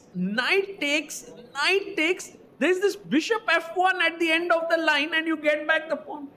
So, by the way, great analysis there. But what I'm getting from this analysis is that black must keep the bishop in order to survive in this position. So that's the one thing that I think black must remember throughout. And white's king side pawns are located on the white square. So that kind of helps the bishop, target these pawns on f3. So maybe before we simplify the position further, let's say taking the d6 pawn or, pushing our a pawn down, maybe we should try to fix our pawns on a dark square instead. As white, exactly. But if black pushes h4, then these guys are fixed forever. So maybe for Pranav, it does make sense at the right time to go h4. Oh, h4 makes a lot of sense. Although here already, it's possible, but then you are losing out on a tempo, I feel, because then you don't have that bishop f1 idea. Because remember, after knight b7, bishop b5, I can take. And after takes everything, bishop f1, there is this nice intermezzo in the position, knight to f5 check, and then I play knight to e3. maybe the position is still not winning, but I think it would be harder to hold than it is harder to convert That's from the very white smart. side. Yeah, like this is where I think strong players are amazing at endgames. They not only look at like strategic ideas like fixing the pawns on the same color as the bishop and all, but they also look at these tactics, knight f5, knight e3. And I think this is very, very important to have the balance between strategic thinking, positional thinking, and tactical thinking. Okay, knight a5. Absolutely, absolutely. I think this looks like a difficult position for Pranav to hold. But while Pranav ponders on this position, can we take a quick look at Vidit versus Vincent? Because Vincent being the leader of this event, even though the position looks a bit dry here, I feel this is a very Vidit type position. He can sort of maneuver and push those A and B pawns down, sort of exchange that, create that B passer, and maybe he can find a way to win. Yeah, that's very interesting. Vidit could put pressure. And do you guys think potentially Vincent could create some chances with h4, h3? You see, I feel like that's, really ambitious and, really attacking. That's what we like here on this panel. But, it's not so easy because at the same time, it does have the C file to themselves. And it could create some problems. I mean, I'm also thinking just somehow queen f4, maybe there are some issues on c7 as well. So it's not so easy for black to come up with these h push ideas. Yeah, very cool. Also, whenever black plays h4, I don't think I'm going to allow h3. I will just take either gh4 or rook h4 and try to keep that pawn at bay. Another thing that I feel can be reasonable for white here is to just play h4 yourself. Yeah. Just have that nice setup. I mean, it's not possible for black to make any progress anymore. Now I'm trying to get into a queen pawn ending here because I think rook pawn ending would be easy to hold.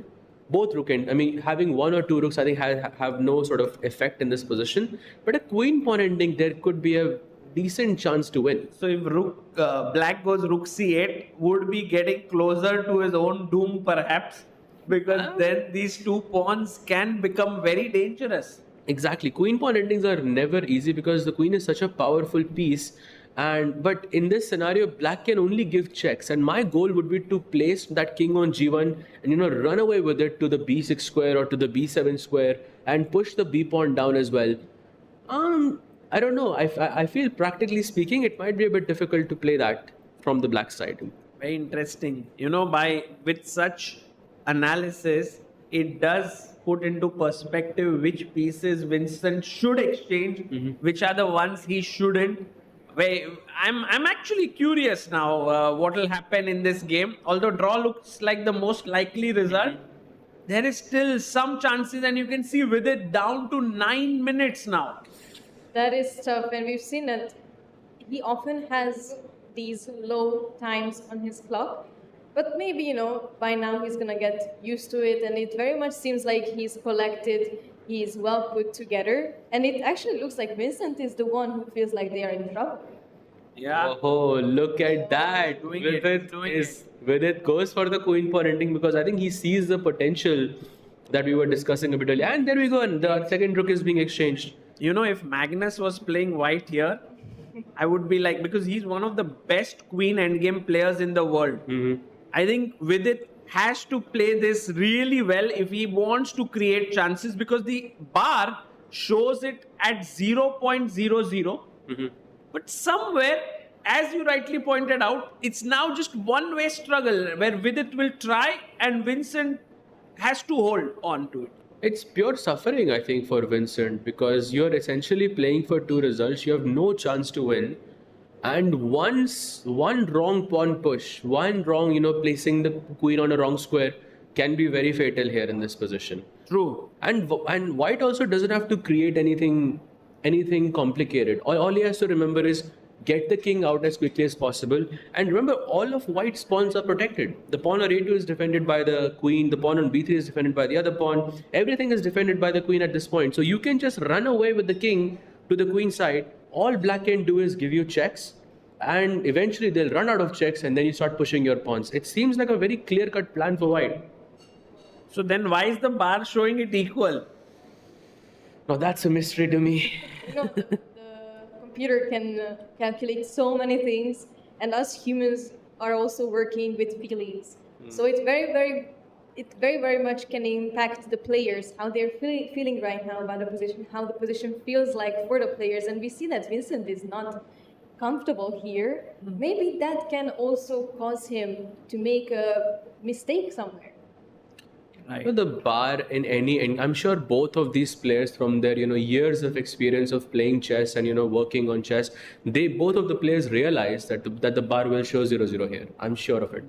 But at the same time, practically one of them definitely sees the potential here. 0-0 doesn't mean it's a draw. Exactly. And b4, Vidit has already kicked off the queen side pawn movement, and there are no checks for black. Guys, think about it, yeah? This is a very clean endgame. b4, b5 coming with a queen. Wow, I'm suddenly starting to sort of move towards where Sahaj is taking me. You too, Keshu, or what do you think? I completely agree with you. I mean, just also look at how Vidit is really pushing for it. I mean, he has showed it to us that he can collect himself back together. He can bounce back. And I'm sure that this choice that he traded everything off is showing us that he is trying to actually beat Vincent here, and he's not gonna go for an easy draw. Right. Okay. So while this is a clearly exciting endgame that we have, and so is Arjun's, I want to shift your attention to Anish versus Karthikeyan endgame, which is not so exciting, right? Or what do you think? Any chances for white here? Does remind me of this Fischer Taimanov game, yeah, one famous game where it was a blunder by Taimanov, and Fischer also won in such an endgame. Really? But I don't think here it's going to happen. I mean, you can technically aim for a win here. I mean, I'm trying to think. Black is just going to place his king on f7. Yeah. And just keep moving the knight around. If you keep the knight in the center, there is no way that white can make any progress here. No, but for example, let's say king f7. Yeah. h4.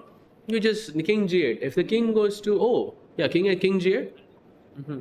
And now my plan is to go knight f8 and knight h7 and knight f8 and knight h7. I just keep moving up and down, up and down.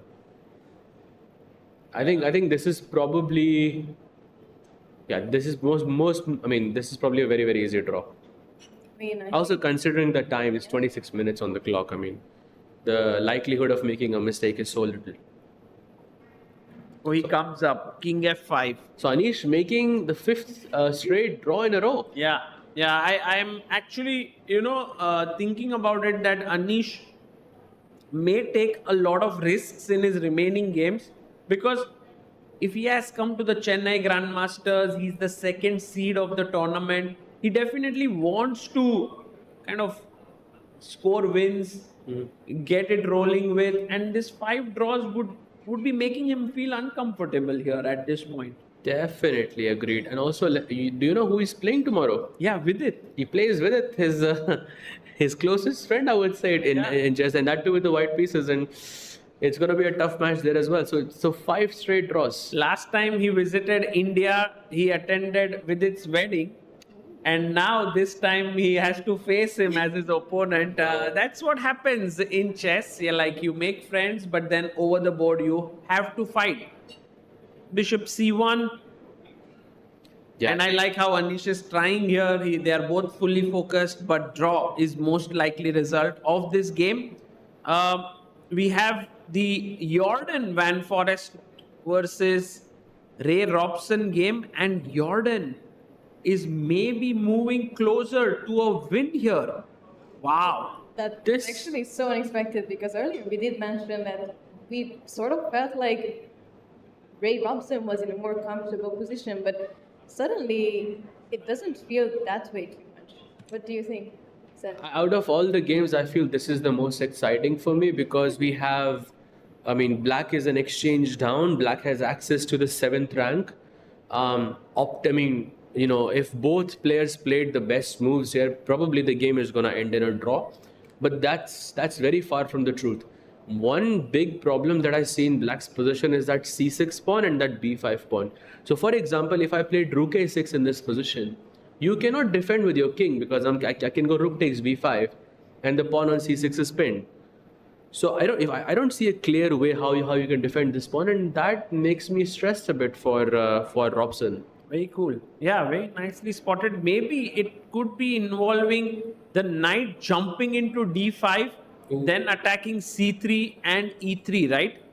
Rook c6, knight d5, rook b5. Yeah. Ooh. The computer really doesn't like Knight e3 and king c1. Yeah. Winning for white completely with this. And so maybe there's some other move after rook a6 where we need to be a little bit more creative from black side to hold this. I don't Maybe know. rook h6. I don't know. Rook. Oh, you defend. Defend. I didn't even think about defense. But then you give up your 7th rank. Can we ask our viewers a question? If rook at 6, why is rook takes b5 a mistake, guys? Is there anyone who would like to answer this? Why is this a mistake? Black to play.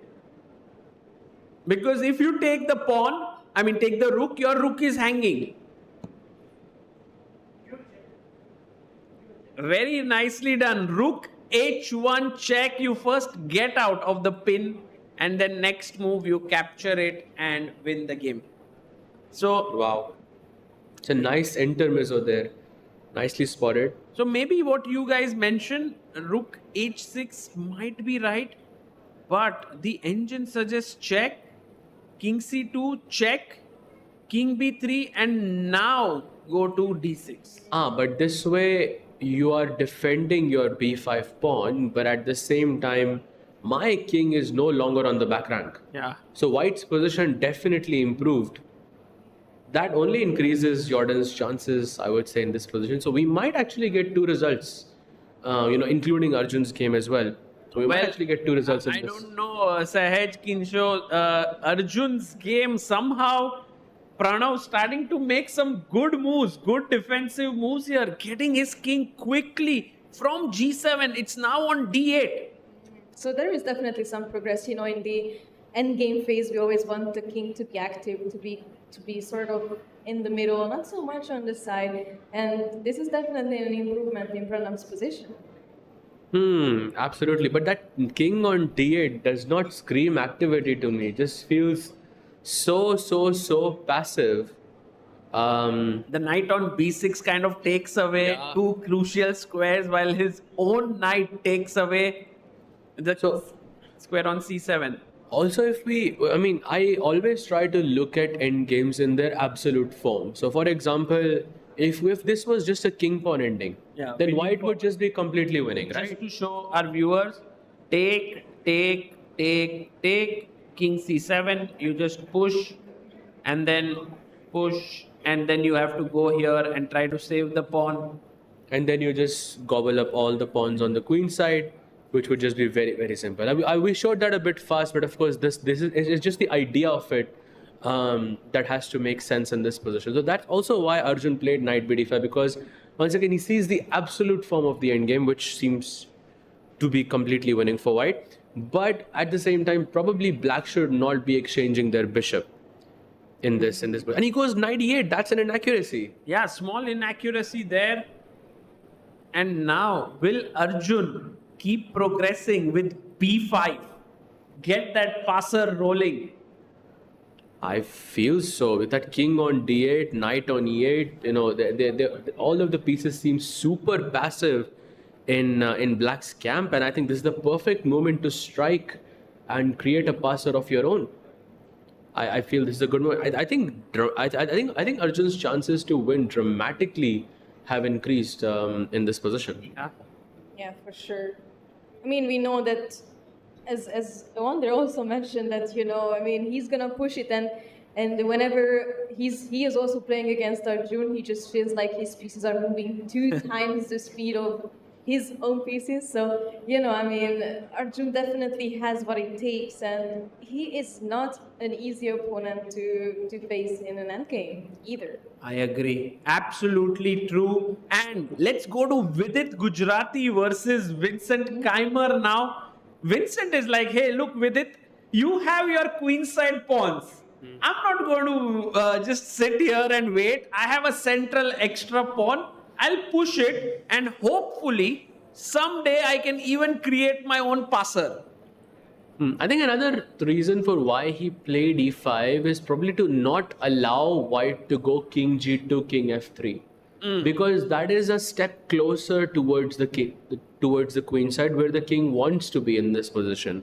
And if I could just pick up my king, right, and if I could just put it on b6 or a7, I think white's chances kind of increase in this position. So I think that could be why he has played e5 as well. Right, check first, queen d8. But was that a draw offer? How? Because he's going to go back queen d2, right? I assume so, yes. But Is there a draw offer? maybe there's some other move as well, right? Could you go queen d5? But then you lose the b4 pawn. And then check Okay. here. Or maybe not. Yeah, he might go back. You're right. That's a draw offer. Maybe, yeah, Picked up on maybe. this very, very Oh, quickly. d8. Oh, And wow. it's happening. Vidit goes for the draw. I really thought he was going to push in this endgame, but maybe he doesn't see the potential, yeah? No, but also Maybe he doesn't believe in it. queen on a4 has blocked these pawns in such a way that how do you unblock them? Like you can't go, I thought he went queen d6, he wanted to play on. And there we go. They agreed on a draw. It seems like, we have some slow games today, not as much decisive as the previous games, but As you said, Monday blues. So everyone is like, okay, now we need to just... But we could get two decisive games.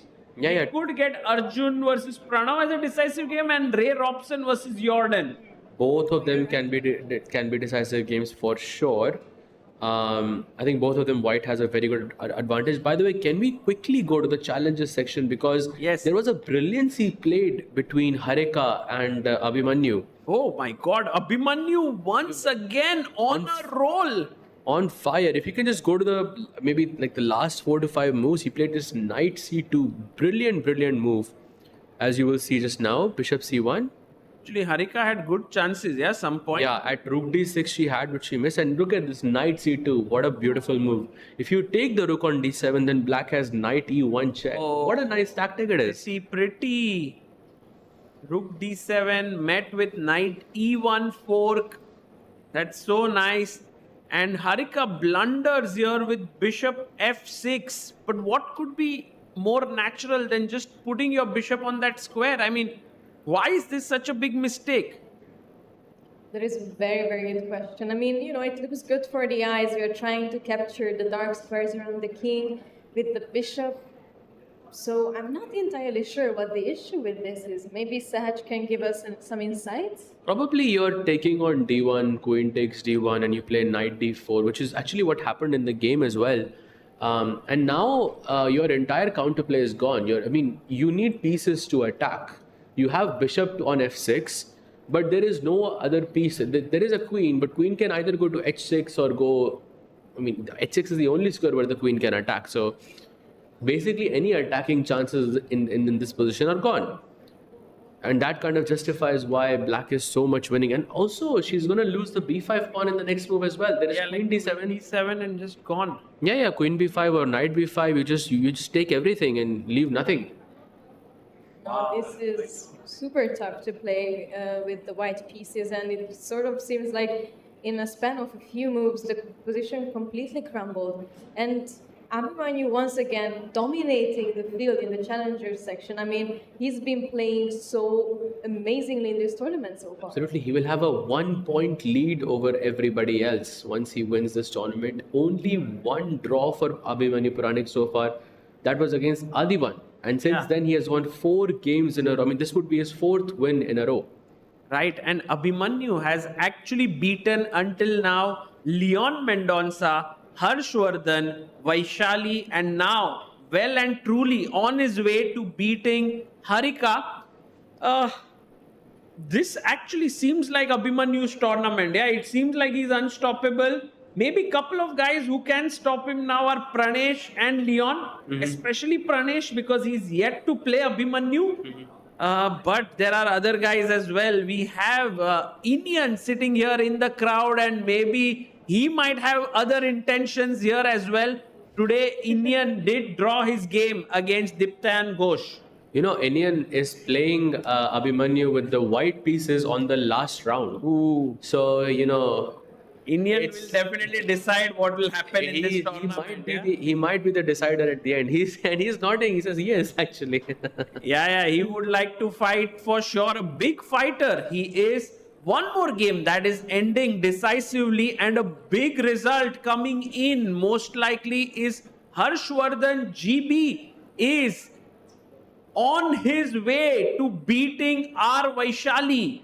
Wow, this is actually a big moment for Harshavardhan, because the only IM in the field entering the challengers at the last moment and facing Vaishali. Look at Harshavardhan. I think he's excited. He can't contain himself there. Must be a very nice feeling. Absolutely, and I think it's a great start for Harshavardhan after having I think in the first 4 rounds he scored half a point. It's definitely not ideal, and with this win he can gain some confidence and hopefully perform better in the next few upcoming rounds. But for Vaishali, on the other hand, this will be her 3rd loss in a row. Yeah, and definitely she's down not ideal. 20 seconds. Tough event here for Vaishali, but it's events like these that actually shape you and make you stronger. So clearly you need these losses in order to succeed. But King F3 now, I guess Rook F2 trade it, and G2 should finish it off or not? Seems like that's actually what's going to happen. It's already on the board, if I'm not mistaken. So Rook F2 check. Yeah, and now you move the king away to G4, you take, and you just play G2 and GG. Oh, she just resigns. Yeah, Harshavardhan GB with his first win here. And guys, I think for Harshavardhan, this is a great beginning. And if he manages to score a couple of more wins, who knows, he might be looking at his second GM norm here. I think he has 1 GM norm already. Yes, he has 1 GM norm. I believe Ramesh also told us about this earlier in the stream. But yeah, a great win for Harshavardhan, right. I think, on the 5th round. Super happy. Should we quickly check the game between Aryan Chopra and Adhiban? Ooh, Rook endgame where Adhiban is a pawn up, guys. Sagar bhai, I'm a bit surprised with how Aryan's tournament has gone so far, because I had expected him to be one of the leaders halfway through the event. So what do you think happened? Yeah, I think when it comes to classical chess, Aryan is amazing, right? This is his strongest format. He doesn't like to play rapid and blitz much. So just like you, I had big expectations from him. I was thinking like, okay, he will really make others work hard for the points here. But as it has turned out, Aryan has had 2 draws and losses to Pranesh and Iniyan. And even in this game, it could very well be that he might lose. Okay, it's still drawable position, but his last move is a mistake. But look at that king, it's looking so uncomfortable. I mean, just it once... get mated, yeah? Exactly, I mean, it looks suffocated almost. Yeah, that king on f4 looks bad. That pawn on a5, I mean, the idea of rook a6 is very clear. White wants to take the pawn on a5, but black's follow-up is not that simple. In fact, I'm just looking at the best move here. It seems to be rook b2, and it took me, approximately some time to understand what was the idea. Understand. Can you explain it to us? Because what if I just take the pawn? There's rook b3 and there is a checkmate on f3. I think that's very, very beautiful there. And if you go rook f1 to defend f3, then there is rook d8, and rook d4 is another checkmate in the position. Oh, just like what Kinju had said, the king is looking uncomfortable. You actually hit upon the heart of the position. Amazing. The visionary, yeah. I mean, she saw it before any of us in this position. But yeah, rook b2, a difficult move, I would say, to play under 8 minutes. Sagar bhai, you know Adhiban really well. Yeah. Right? You have known him for years and years and years. You have commentated with him. You've seen him play so many times. Do you think he will find a move like rook b2 in this position? I think in general, Adhiban is always super ambitious and going for his opponent's king. So this is but you know, the natural move that comes to the mind first is rook f2 because you want to attack this way. The only problem is here when you defend it, now you can't go rook d8 because white is in time to chop off the e6 pawn. So somehow this rook b2 move is very, very subtle. It makes white sort of decide, oh, I need to keep the rook here, but then I can't take the pawn. So it's also a waiting move in a way, right? Also, if I played rook c3, I mean, finding rook b4 is a very, very difficult task in this. And then if you take, then there is rook c8. And also, sort of visualizing that this endgame is winning for black is also not an easy task. So, yeah, it's not easy. I would say that maybe Adhiban doesn't find rook b2 here. That's my feeling. But you see, the thing is, I mean, once you rule out rook f2 and you see what the problem with rook f2 is, and you just keep looking, maybe with similar ideas. So maybe rook b2 is something that you can find, but definitely the follow-up is not so easy. My feeling would be rook a2 looks also very tempting, right? You save your pawn, you are threatening now rook a3 with similar ideas, but then you have rook c3. and now if rook a4, just in the spirit of rook a3, rook b4, could be possible. It's just that the rook is slightly more passive here than it was on b4, and we could have gone a4. Very subtle, yeah, very subtle. It's tough somehow. By the way, update, Vaishali did end up losing the game. I think we already covered that, but Harika, I think, is just about to resign as well. Should we go there? Yeah, Harika's game, I think. Check it out. I believe you can just resign in this position. There is nothing else to do. If you can just take us through the final moments, because he has around 26 seconds on the clock. There we go, queen e2 check. The king moves away to h3 and queen f1 check and king g4. Now the f3 pawn falls, the h5 pawn falls.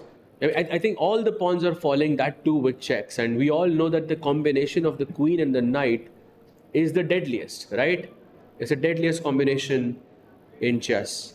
Right. Can we see a pawn mate here? By the way, guys, we have a guest who's joining us right now. We have Grandmaster Nihal Sarin in the house, and maybe he could join us for a couple of minutes and for a few minutes just to get his thoughts. Yesterday we couldn't get him after his victory over Arjun Erigaisi. So now he's here, and we're very, very grateful, Nihal, that you can join us. Thank you so much, Nihal, for coming to the studio here. Firstly, feeling a bit relieved today with the draw. Oh yeah, absolutely. Yes, absolutely. I mean, just got lucky, honestly. Did you see that your position is much worse? I mean, I did not fully understand it. Yeah, this one. Okay, this one. Yeah. I did not fully understand it, but like after making knight c3, he repeated once. Now he was thinking. Then I suddenly saw that queen h5 is a bit. Were you relieved? Bishop h6 is a bit bad for me because I'll show you what I missed. Yeah, we can get the board here. I mean, only if there are some exciting games now, we should probably stick to it. By the way, just so that we, Anish Karthikeyan drew, Vidit, Vincent drew, and now there's only 2 games going on, Arjun Pranav and Jorden Robson. But we'll come to them. There's still some time left in those ones, so we can check your analysis here. Okay. So yes. You were saying that here after takes king h8, you did spot queen h5. Yes, I spotted a bit too late. But the thing is, it's not exactly an attack on the king. It's this trapping this knight. Yes, that is quite easy to do. Right.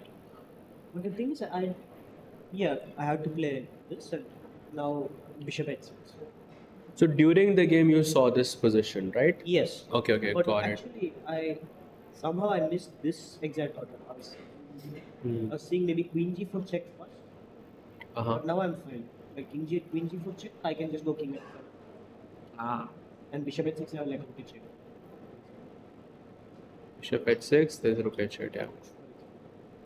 Oh, you might even be winning here, right? Yeah, apparently here I'm winning. Correct. No, but it is okay. Let's say bishop h6. Yeah. Like, Yeah, bishop h6. yeah, bishop h5. Yeah, just take. Yeah, and queen f3. Queen f3 traps the knight on c3. That is a very nice subtlety in the position. It's not easy to. The thing is, I actually saw the idea of queen f3 when I was calculating. I was having a long time.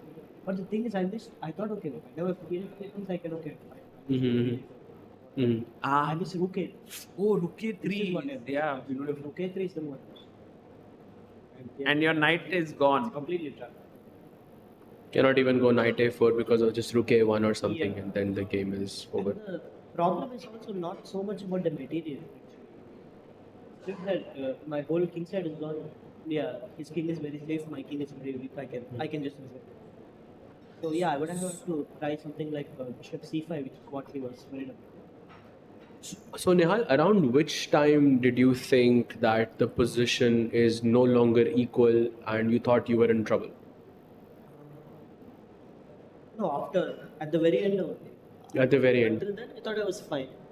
Right. So around queen g6 check, and when the repetition was happening, you thought you were in trouble, but before that, you thought you were fine. Yes. I see. Okay, knight c3 was quite stupid. I had to go knight c5 or something. Right. Sagar bhai, if we can have knight c3 on the board. Yeah. Like, I just thought maybe. He was here, Awonder was here, and he said if Nihal played knight c5, I would have just agreed to a draw. Although the engine says knight g5 is better here. Okay. No, I was actually thinking a lot about knight g5. I was calculating something. I could show quickly. So yeah, takes knight f3. Bishop f6, I was not thinking as much. I was thinking e4. I saw this line actually. Oh, you saw e4. Wow, that's very nice. Queen takes e4, bishop f6. And you lose the exchange. Yeah. White has no compensation. Actually, queen happens. No, there's queen g4, Yeah, right? but h5, queen h3, g4. Like, it's not just an exchange. So nice. I was wondering how is an exchange plus 4 Wow, this is very, very, very dangerous. Yeah. So e4 white has to take on g5. Yeah. And now bishop f6 comes there. Here few moves. Yeah, rook a d1. Yeah, basically. I thought maybe take. Okay. Yeah, take queen e5. Then knight h3. e3. Take knight f2. Oh, that's. And yeah, this is what I was thought. Okay, this should be fine. Should be okay, but still a pawn down. I mean, okay, it's not really a full pawn. Like white has double pawns. But yeah, I should have probably just gone for this. I thought, okay, he'll probably. I didn't see anything special for me here to try, so I thought I'll just move the knight to a good square, and but I happened to choose the worst possible square too. Yeah. Because in the end, that knight ends up getting trapped, and that's a subtlety. It's very easy to overlook something like that. Yeah, I tried to be careful about that. I was aware that I saw this knight trapping idea immediately, but not rook a3. Not correct. It's so amazing, Sahaj, that when we are able to get the players here, we can understand the depth of their calculation. It's like somewhere deep in the variation, few moves down the line, they've missed something. And we are always like, oh, maybe they've missed something like on third or fourth, which never happens. Yeah. No, for commentary, we always have our excuse ready. Although That's a nice one. I'll remember that. Although this really doesn't deserve an excuse. No, but yeah, it was very cool, this night trap. Yeah. Can we get your thoughts, Nihal, on the game of Arjun versus Pranav? This is the most exciting endgame. Yes. Also, I would love to get Nihal's insight on Vidit's last position as well, because as I can totally see you like in an online match just defeating anyone, like in that final position. If we can just have that just for like a few seconds, just to get his insight in this position. Vidit went for this repetition with Queen D8 and Queen D2. Do you see any potential here for White? Not really, no. Not really. I didn't really. So it was. I thought it's just a dead draw because. Even here, you think like when the pawn is on b3, Something like this. Yeah, here it does feel like a bit more chance for sure, but yeah, like no, Vincent is just being very precise. He's not not letting the pawns advance. Like if white gets a pass pawn, then it's a whole difference. Like You mean if the A pawns were traded and just one Yes. pawn on the board, then it's a much easier road. Okay, got it. no, got but it, got it. still probably a draw because generally you can create enough counterplay with the center pawn. Right. But yeah, then it's much trickier. After he blockades, yeah, nothing you can really do. this queen on a4 is nice. Yeah, just blocking everything. stopping. Absolutely. By the way, Sagar bhai, big update. Jordan seems to be completely winning in his game. I say some +4 advantage already that I'm seeing on my screen. This event is so interesting that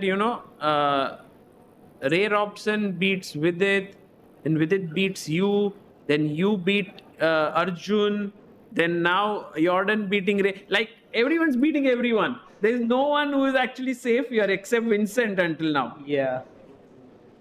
Yeah, so far it kind of looks like Vincent is on a different level. I see. But yeah, we'll see if we can. So in this position, do you see any We need to chances? keep it up. Do you see any chances for black to hold? Any tricks? Or do you think the game is basically over? No, for sure. Let me think actually. No, definitely slight practical difficulties I would have. Actually, nothing is there. No, actually, nothing is there. It's For just example, if we knight get F6, our we just knight, take it. you take it. I think So I have a nice tactic in this No, position. no. That's how you lose. That's how you lose. Exactly how you lose. Okay. Okay, let's ask the viewers, mind. guys. Black to play. What's the winning move here for black? Guys, go for it. Oh, we have a strong IM there. 2 strong IMs sitting there in the audience. Oh, and we have head of Chesscom India as well. Awad there. Oh, he just gone away. Yes, go on. Yes, you can she get the mic?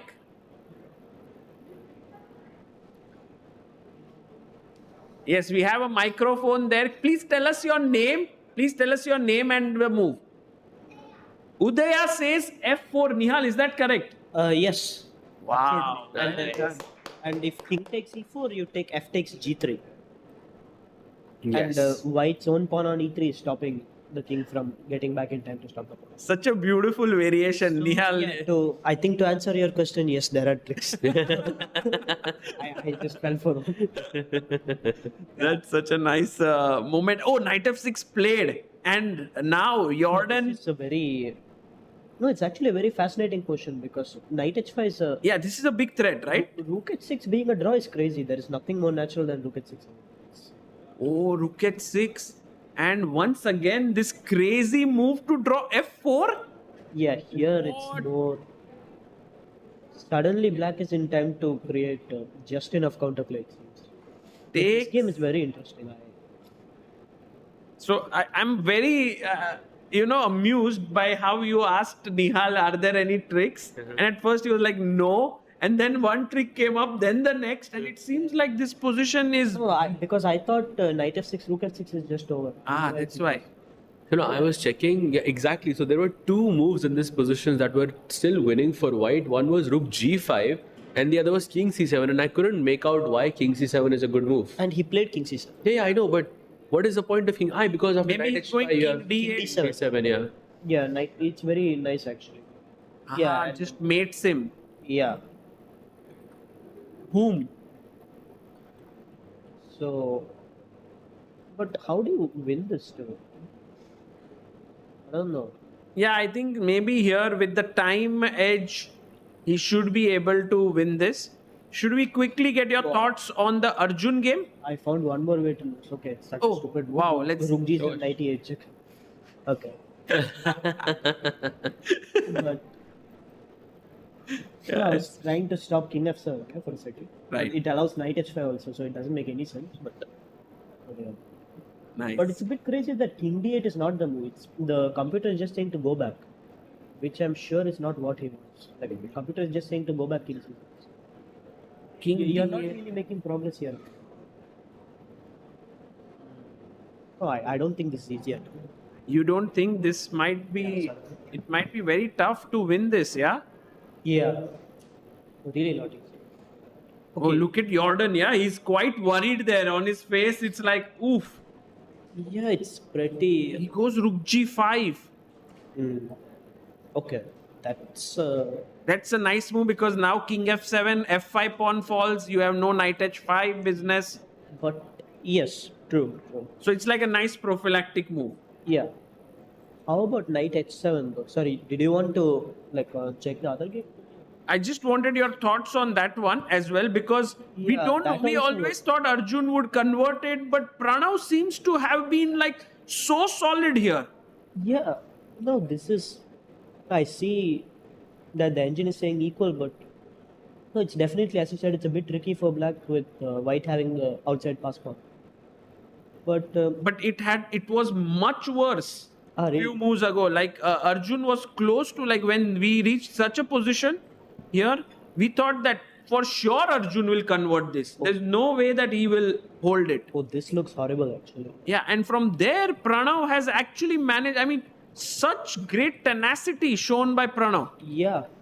It's, very impressive for sure. So this is just a fortress now, right? There is no, you can Yeah. just move the king up and down, I guess, and there is nothing. Arjun Knight e6, will- knight f4. Arjun will keep asking some questions, but yeah, it's also white's knight kind of got stuck in a very awkward way. Yeah, this is Do you think some knight h5 stuff can help here? firstly with king on c3 that immediately drops to knight d5, knight b6. Ah, okay. I'll do king. No, one second.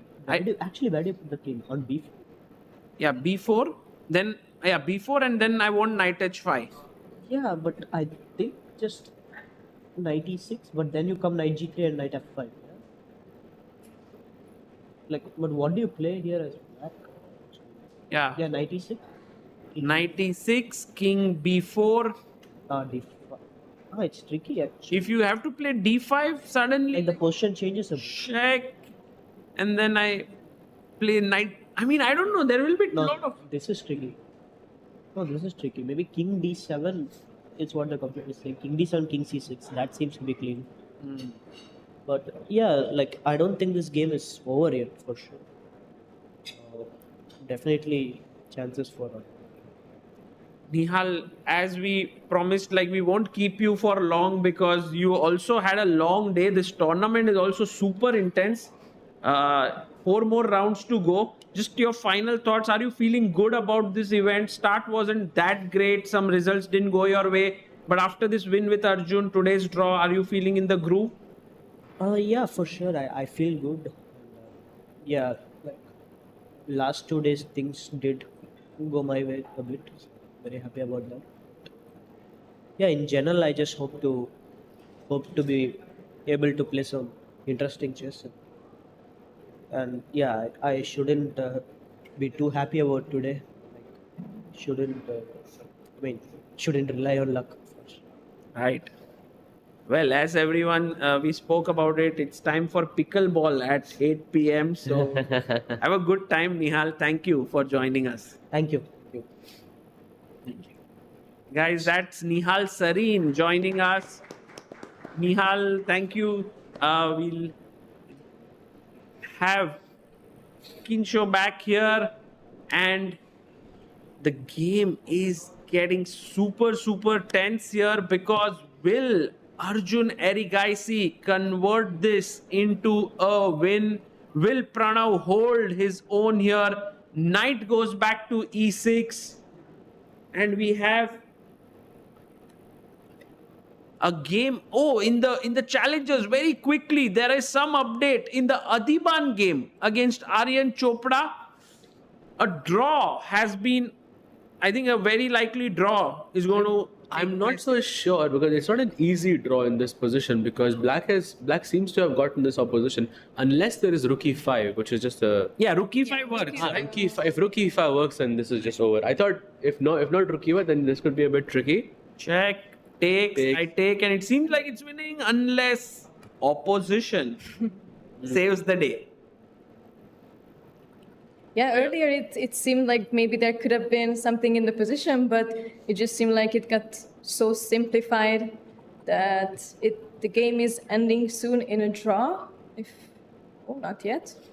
I think it's a very nice question for young students who are trying to learn opposition, whether white can play rook e5 here or not. Yes. And then you ask this question, and most of them will say, "No, don't do it. You will lose. You will lose the end game." But no.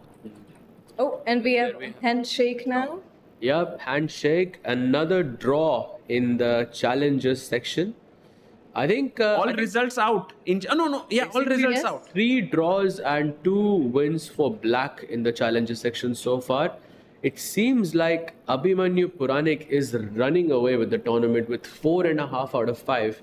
He's on a mission. Yes, and only player who's challenging him right now seems to be Pranesh, and there's also Diptayan and Leon. So 3 players behind, just 1 point, and tomorrow he plays against Pranesh. So I think it will be a big day. Yeah, big day. Big day for the challenges section for Abhimanyu there as well. And actually, I just made an interview with Abhimanyu, and I asked how he feels about the tournament so far, and whether he feels like he's gonna take up on more challenges, what he thinks, and he actually told me that he doesn't feel anything.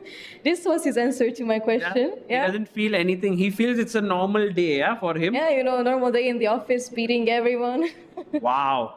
I think that's the approach you need to become a champion in such events. If you start feeling, oh wow, I'm on 4.5 out of 5, then you're bound to sort of collapse, at some point. But at the same time, he is the top seed. I mean, he's a top seed, no? In the event. So I mean, you are expected to sort of show yourself.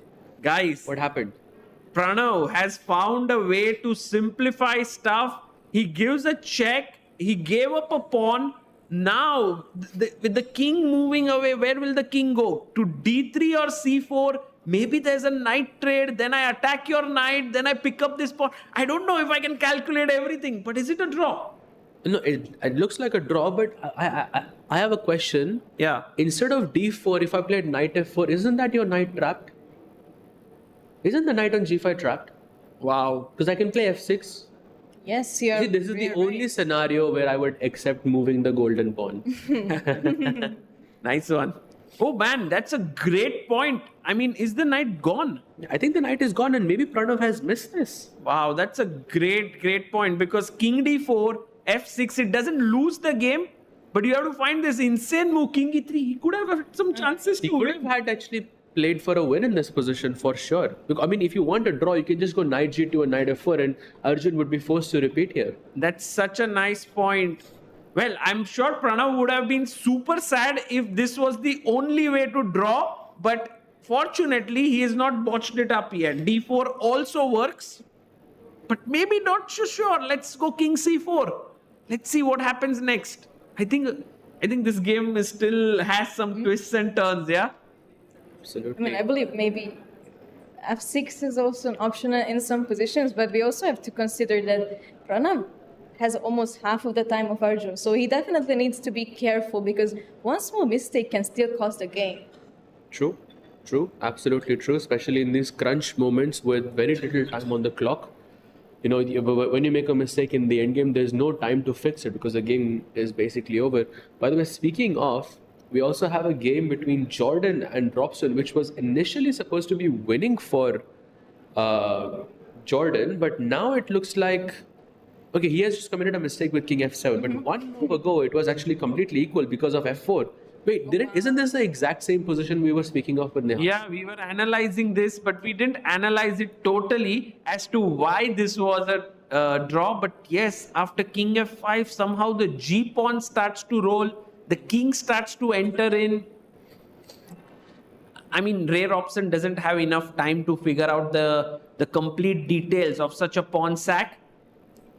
But so, question for you, Sagar bhai. Between these two games, between Arjun and Pranav and Jorden versus Robson, which game is more likely to have a result? Both will end decisively, I feel. Both will end decisively. That's a sure. bold prediction very right bold there. prediction, but I kind of feel that if Pranav, this one for sure that Jorden might win this is, why am I using might if I'm sure? But I have a feeling that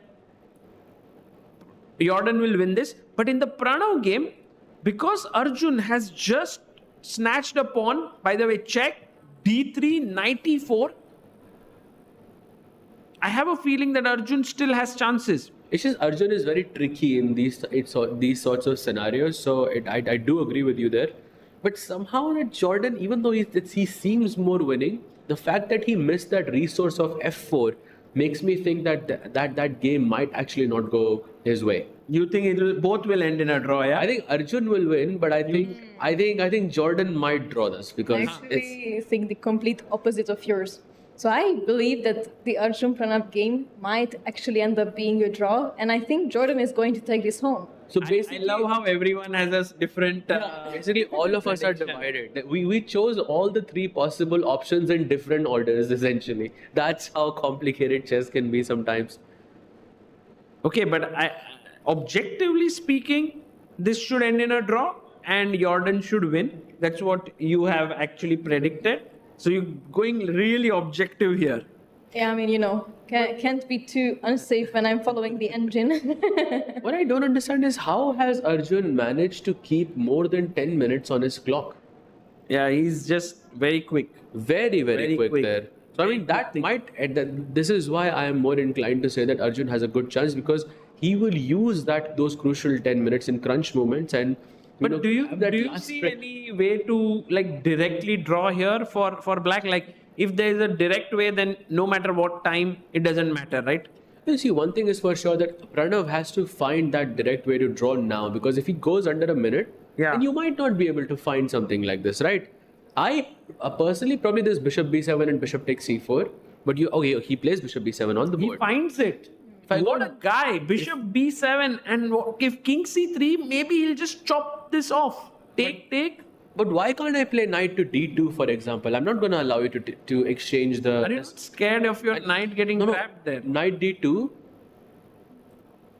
He played it. Sahaj, your move is on the board. We can bank on Ajubai to find the most... uncompromising moves in the position. Knight d2. Okay, knight d2 played, and then he goes f6. Finally, at move 65, the golden pawn is touched. Pranav is doing this game right, I have to say. But now king f7, king g7. He wants to capture this knight. It's trapped there in the corner of the board. Okay, so what should we do here now after f6? So we go king c3. Yeah, king c3, king f7. I was just wondering,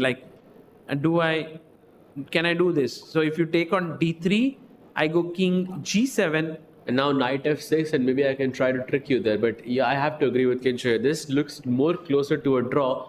But was He's it going to win it, yeah. Was it Nihal who beat Vidit in a similar position like this? It was king, knight and 2 pawns versus king and rook or something like that? It was in one of the games being played in this tournament. Nihal Arjun, right? Nihal Arjun, yes, yeah. Nihal Arjun, yes, in that game. So, similar scenario there. Could be possible that there is still that last trick up his sleeve. We already have king c4 on the board, so similar idea, going for the d3 pawn, and maybe actually the position can come that we predicted. So if king f7 arrives, we are likely to get into this 3 pawns versus knight situation. Plays it. Okay, king f7. Now we go. Yeah, just take king d3 and just take knight f6. Yeah. We might actually get 4 draws minimum in the Masters section. I don't think this has happened until now. Yeah, this is the first time 4 draws have been played at the same time. It's the Monday blues. Highly unusual for this event. In fact, yesterday we had some 6 or 7 decisive, I think 7 decisive victories. 8 actually. 8 decisive victories. Only 2 draws in both sections. That is insane. And we seem to be arriving to our final position of our analysis. So I assume knight takes f6 is coming soon. And after king takes f6, we are facing a still pretty difficult endgame. Although I don't know if it's a theoretical draw. No, I not that I know of. No, there is no theoretical draw because there is a pawn on b6 which makes things difficult. But generally, when approaching such end games, you have to think about the pawns as their, how many units there are. So there's 3 pawns. That means you have 3 points in the position. Black has an extra bishop, which is also 3 points. So the position should be a draw as the material is equal. That's how you approach such positions. But it is Arjun after all.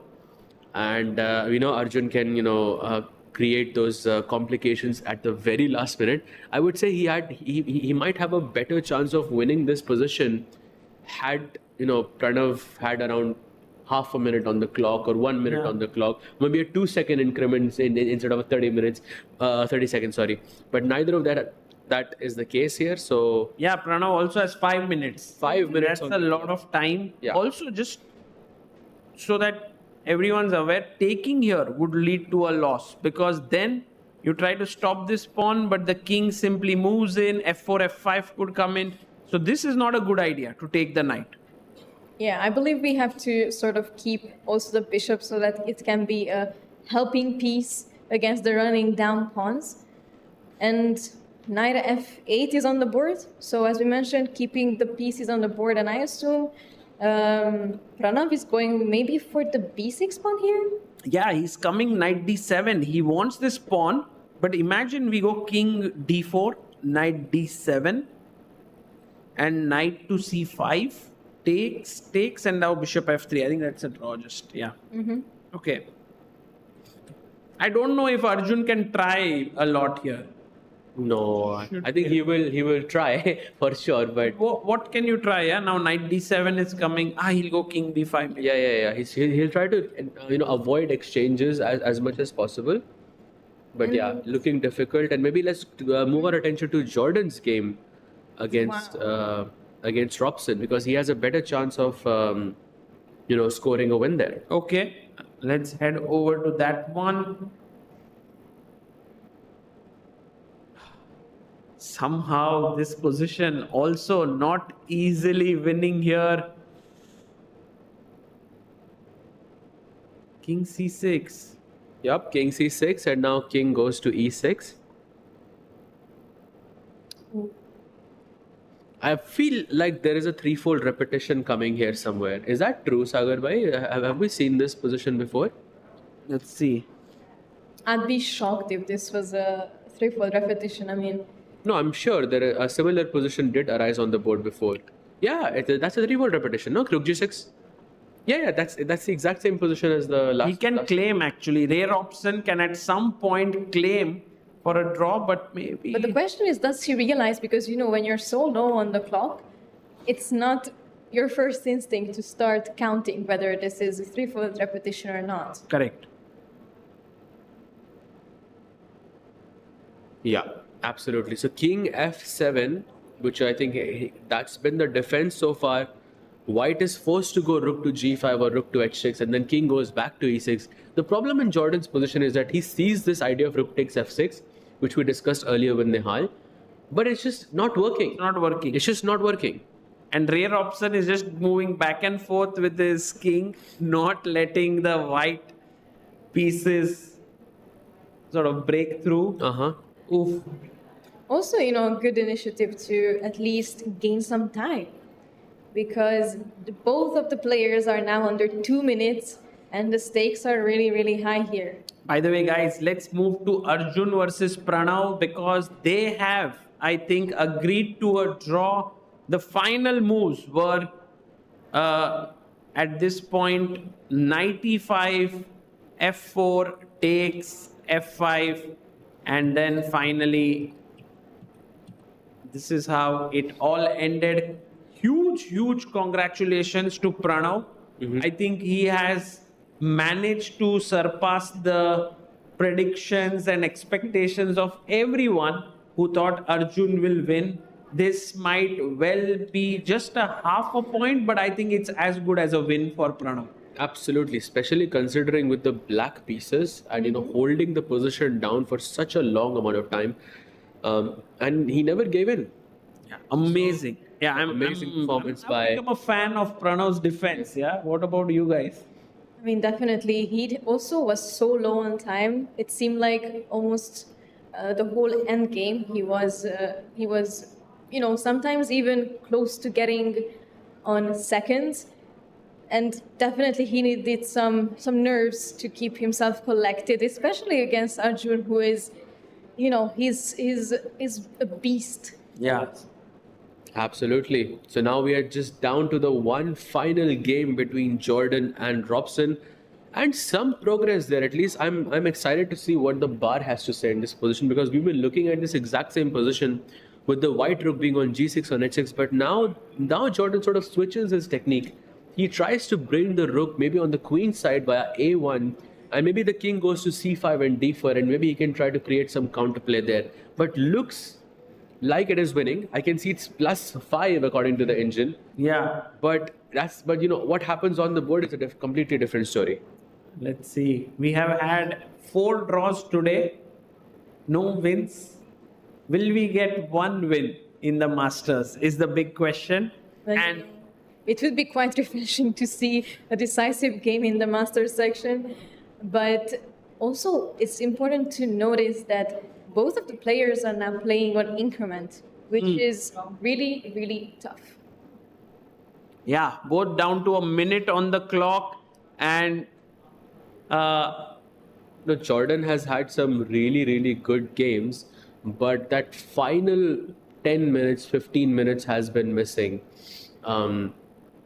He has lost 2 games in a row, and this is his third game. So I would say it's very, very important for him to, score a win here, because this would be his first win in the tournament. And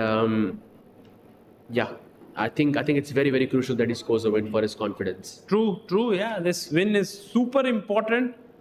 As you rightly pointed out, 2 draws for Jorden, 2 losses. King c5 on the board.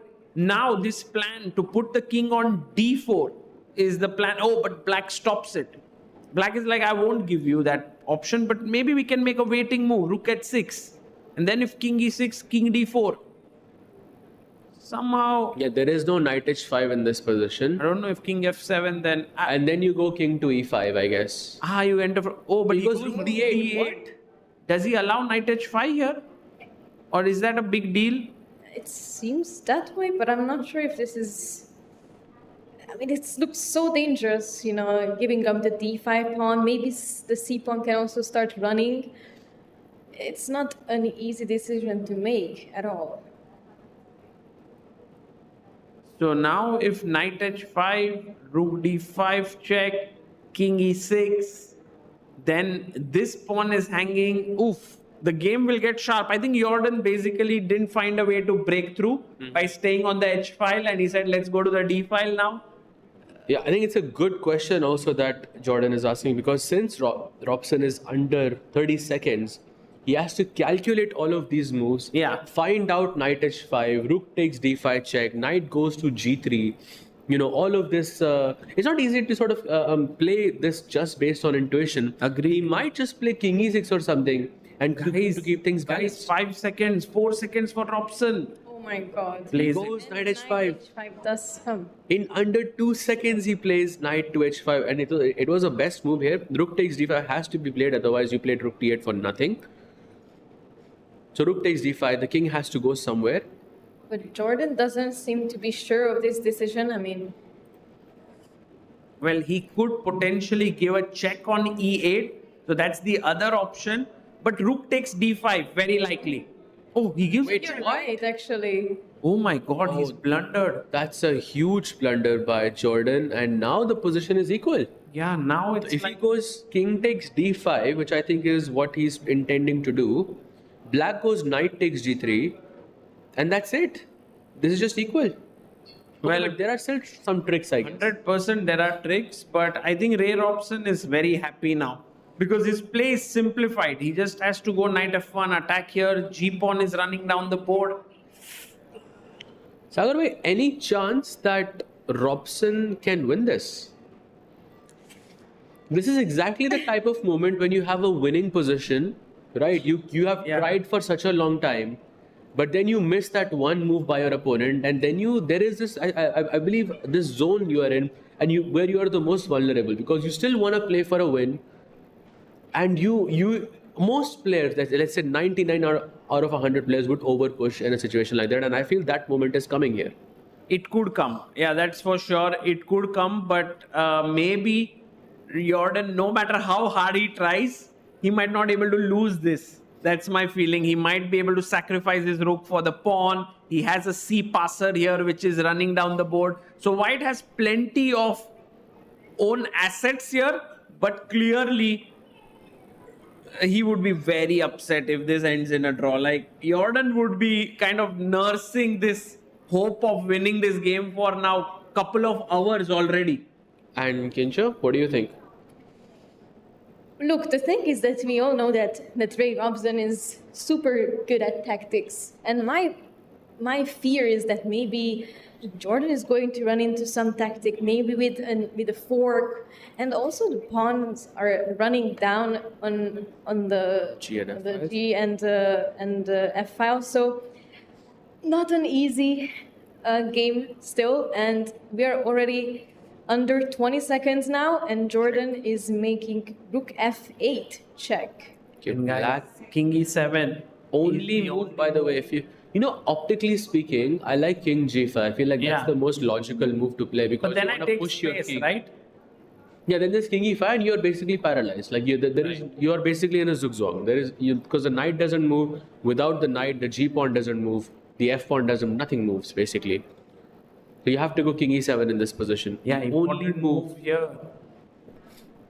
So I'm thinking that you'll have this king e7, king f6 repetition a few times, and then Jorden will say no, I'm going to try to play for a win, and then he plays c4, c5 or something, goes into this position where black can capture the e3 pawn, and now suddenly black has 3 connected pass pawns on the 5th rank. Yeah, can turn things around very, very quickly.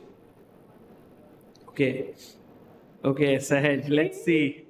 Ray Robson is, getting ready to make a move soon. Yes, he has now 18 seconds. Playing on the final 30-second increment here.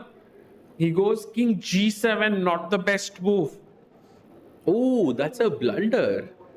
Oh wow, rook b8, the best move by Jorden. Wonderful, wow. So quickly also. I have no idea. Why not rook a8, for example? Why did he choose rook b8? Exactly, that's the insane part about this one.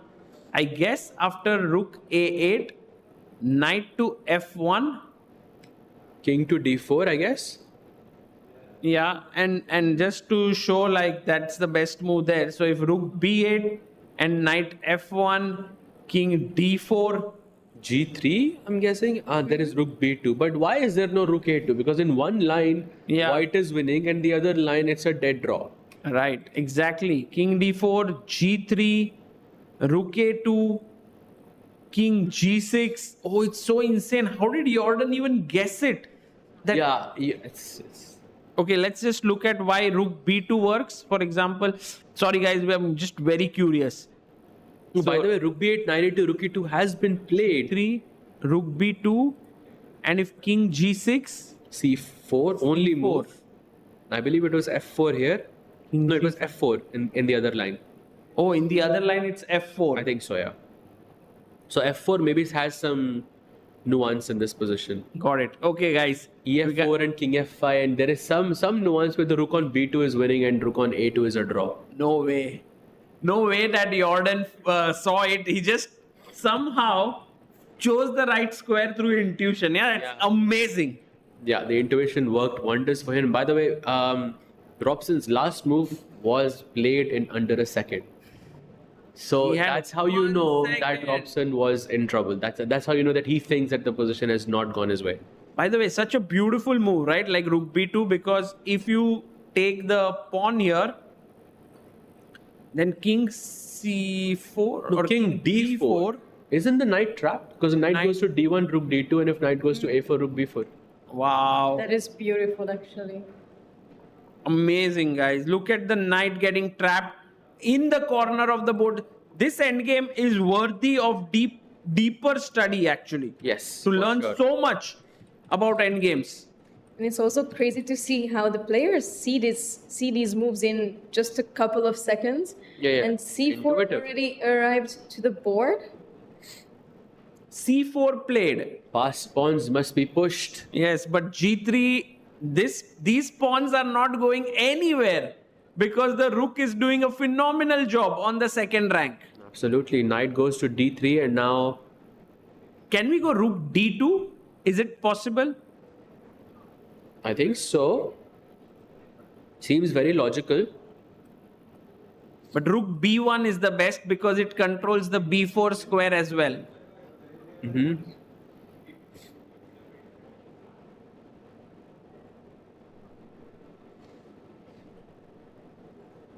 Jordan making sure that the record of decisive games in every round continues here. What you shouldn't play is rook C2, obviously. That allows knight G4. Oh, and we have rook B6. B6. Why would he go there? Well, still, controlling the B4 square. And... Oh, I actually don't know. But guys, G3? And then C5. Maybe then he he doesn't want the king to come up. Yes. And another, I think, very nice move played just on intuition alone. So G3, okay, wait a second. G3, C5, G2, rook B1. I think that's what he wants to do. And then the black king cannot come sooner. He goes G3, C5, I'm guessing here. Yeah, and you always just make it back on time to the B1 square with the rook. Yeah, C5. I think very simple. G2 and you just bring the rook back to B1 and... Is it time to resign? I think Robson is maybe few more moves, yeah? Yeah, a few more moves. You've played, I think we're on move 69 right now. I think around four to five more moves I think to go. Because you just play rook to B1, black will probably go king G6 and you just push the pawn down. So this means, by the way, Kincho, both of your predictions were correct. Yes. You had predicted Jordan winning and the second game to be a draw. Probably I should buy a lottery ticket today. Maybe it's my lucky day today. But how is Robson going to continue here? Are we going to see a resignation? Is he going to try to go for one last trick here? What do you guys think? What's the last trick, actually? That's the question. Maybe there's G2, G2 rook B1, and then knight B4 check because, then the knight cannot be taken as a G1.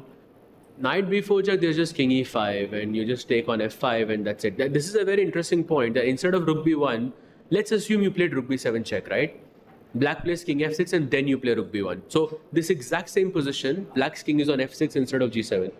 Then black can play knight B4 check because then there is no king E5. So it's all about just one move, one thing that is different that gets the game going. King F6 now. Yeah, now rook G1 only move in the position to win the game. Oh, because C6. Guys, what if pawn to C6? Can anyone quickly say black to move and draw? Oh, this is very, very, very hard. And actually, he might make this mistake. He goes rook G1. He finds it. He's giving no chances and zero mistakes are being made. Yeah, if C6, by the way, there was knight B4 check. But now this is found. Very, very hard fought win, I think, by Jordan. He kept putting the pressure.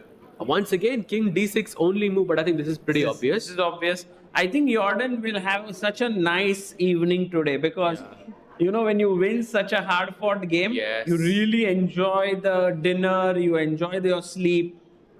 It's just the perfect way. King D6 on the board. Yup. You take the G2 pawn next and you just push C6. I mean, there are still some tricks, I guess, with F4, E4 and king F5. Some more tricks there, but it's getting less and less and less. That's such a good point. Like, let's say if F4, EF on the board, he did it. Your predictions are also correct here. Yeah, please, both of you go and buy a lottery ticket. F4. Oh, he takes on G2. Okay, that's still more or less fine. If f takes e3, then there is rook e2, and you will win the e3 and the e2 pawn. If black plays f3, then you have rook to b2, and that's just game over as well. Yeah, so in a couple of moves, we should be expecting a resignation. I mean, it seems pretty straightforward. 74 move game by Jorden. What? Wow. Maybe the longest game of this tournament? Or? Yes, I believe so. Yes. Wow. That also comes after losing 2 games in a row. So I mean, that shows what a fighter Jorden is. Yeah. F takes e3, and now important to play rook e2. Should not go c6. Because if pawn to c6, knight takes c6, king takes, and then the black king comes in, and this is a draw. Absolutely. Now he must go rook to e2. Very, very crucial move. There is another move that wins in this position, which is rook to b2. Both of them seem to be winning for white. But rook e2, I think, feels a lot more logical here for Jorden. Yeah, rook e2, rook e3, rook b3, and then you just play c6. Sorry. Take some time to think about it. I was thinking if rook e2. Oh, he goes rook b2. b2. He goes rook to b2. Also a very good move, because you go knight to d3 and then you'll play rook e2. And basically you're hoping that you will sack the rook for both of the pawns and you'll just push the c pawn down, and that's winning. So let's say knight d3 now. Yeah, knight d3. White plays rook e2. Let's say king goes to f5. You take on e3. Black plays king f4. You take on e4. King takes c5. No, I take on king c5 now. So king f4, rook takes c4, king takes c4, and just c6. So nice. And so nice. GG. So nice. No, this is beautiful also. Yeah, Jorden has spotted this. Robson has spotted this. I'm sure that world, puzzle battle championship has, I mean, somewhere in his mind he knows he's lost now, because he has seen knight a6 is sort of that admitting that this position is already losing. Yeah, but maybe, him being the 5-time puzzle rush world champion, it also means that he can also maybe make up some puzzles on the board. Maybe that is what he's trying to figure out. What is the last trick, the last puzzle that he can create here? Another move played under 2 seconds for Robson. I mean, he's been playing phenomenally, I think, under time pressure. Look at Jorden. He's so stressed right now. It's not the look of a guy who has it all figured out. We sitting here are pretty sure he'll win, but Jorden is not. c6. c6, very, very logical. King f5, that's a huge blunder. By the way, only move to win, rook to a2. Pretty sure he'll find it. Yes, he does it. And if knight b4? Just c7. c7, and it's also queening with a check. Although, yeah, queens with a check, and that's just game over. I mean, maybe he might still play with queen and two pawns and a knight. That still looks a bit tricky, but yeah, especially because the pawns are like double pawns. If maybe we had a pawn on f4 instead of f3, maybe it would be a completely different situation. However, the double pawns are really not helping us here. Yep, we'll see a queen promotion very, very soon in this match. 13 seconds for Robson. What is he gonna do? Queen just traps the knight. Yeah, queen is so strong. Yep. It just traps the knight instantly. Plays e2, rook takes e2, and then you can do the exact same thing in the next move with rook a2 back and pushing the c pawn down. This game is now over. Maybe the last very last shot. The way also Robson moves his king, you can see that it was sort of giving up on the position because he knows this position is lost. Tough loss for Robson here. Yes, but for Jorden, it means that he can come back into the competition, and especially after such a tough loss yesterday, I'm sure that this is going to give him back some of his confidence. 100%. Check.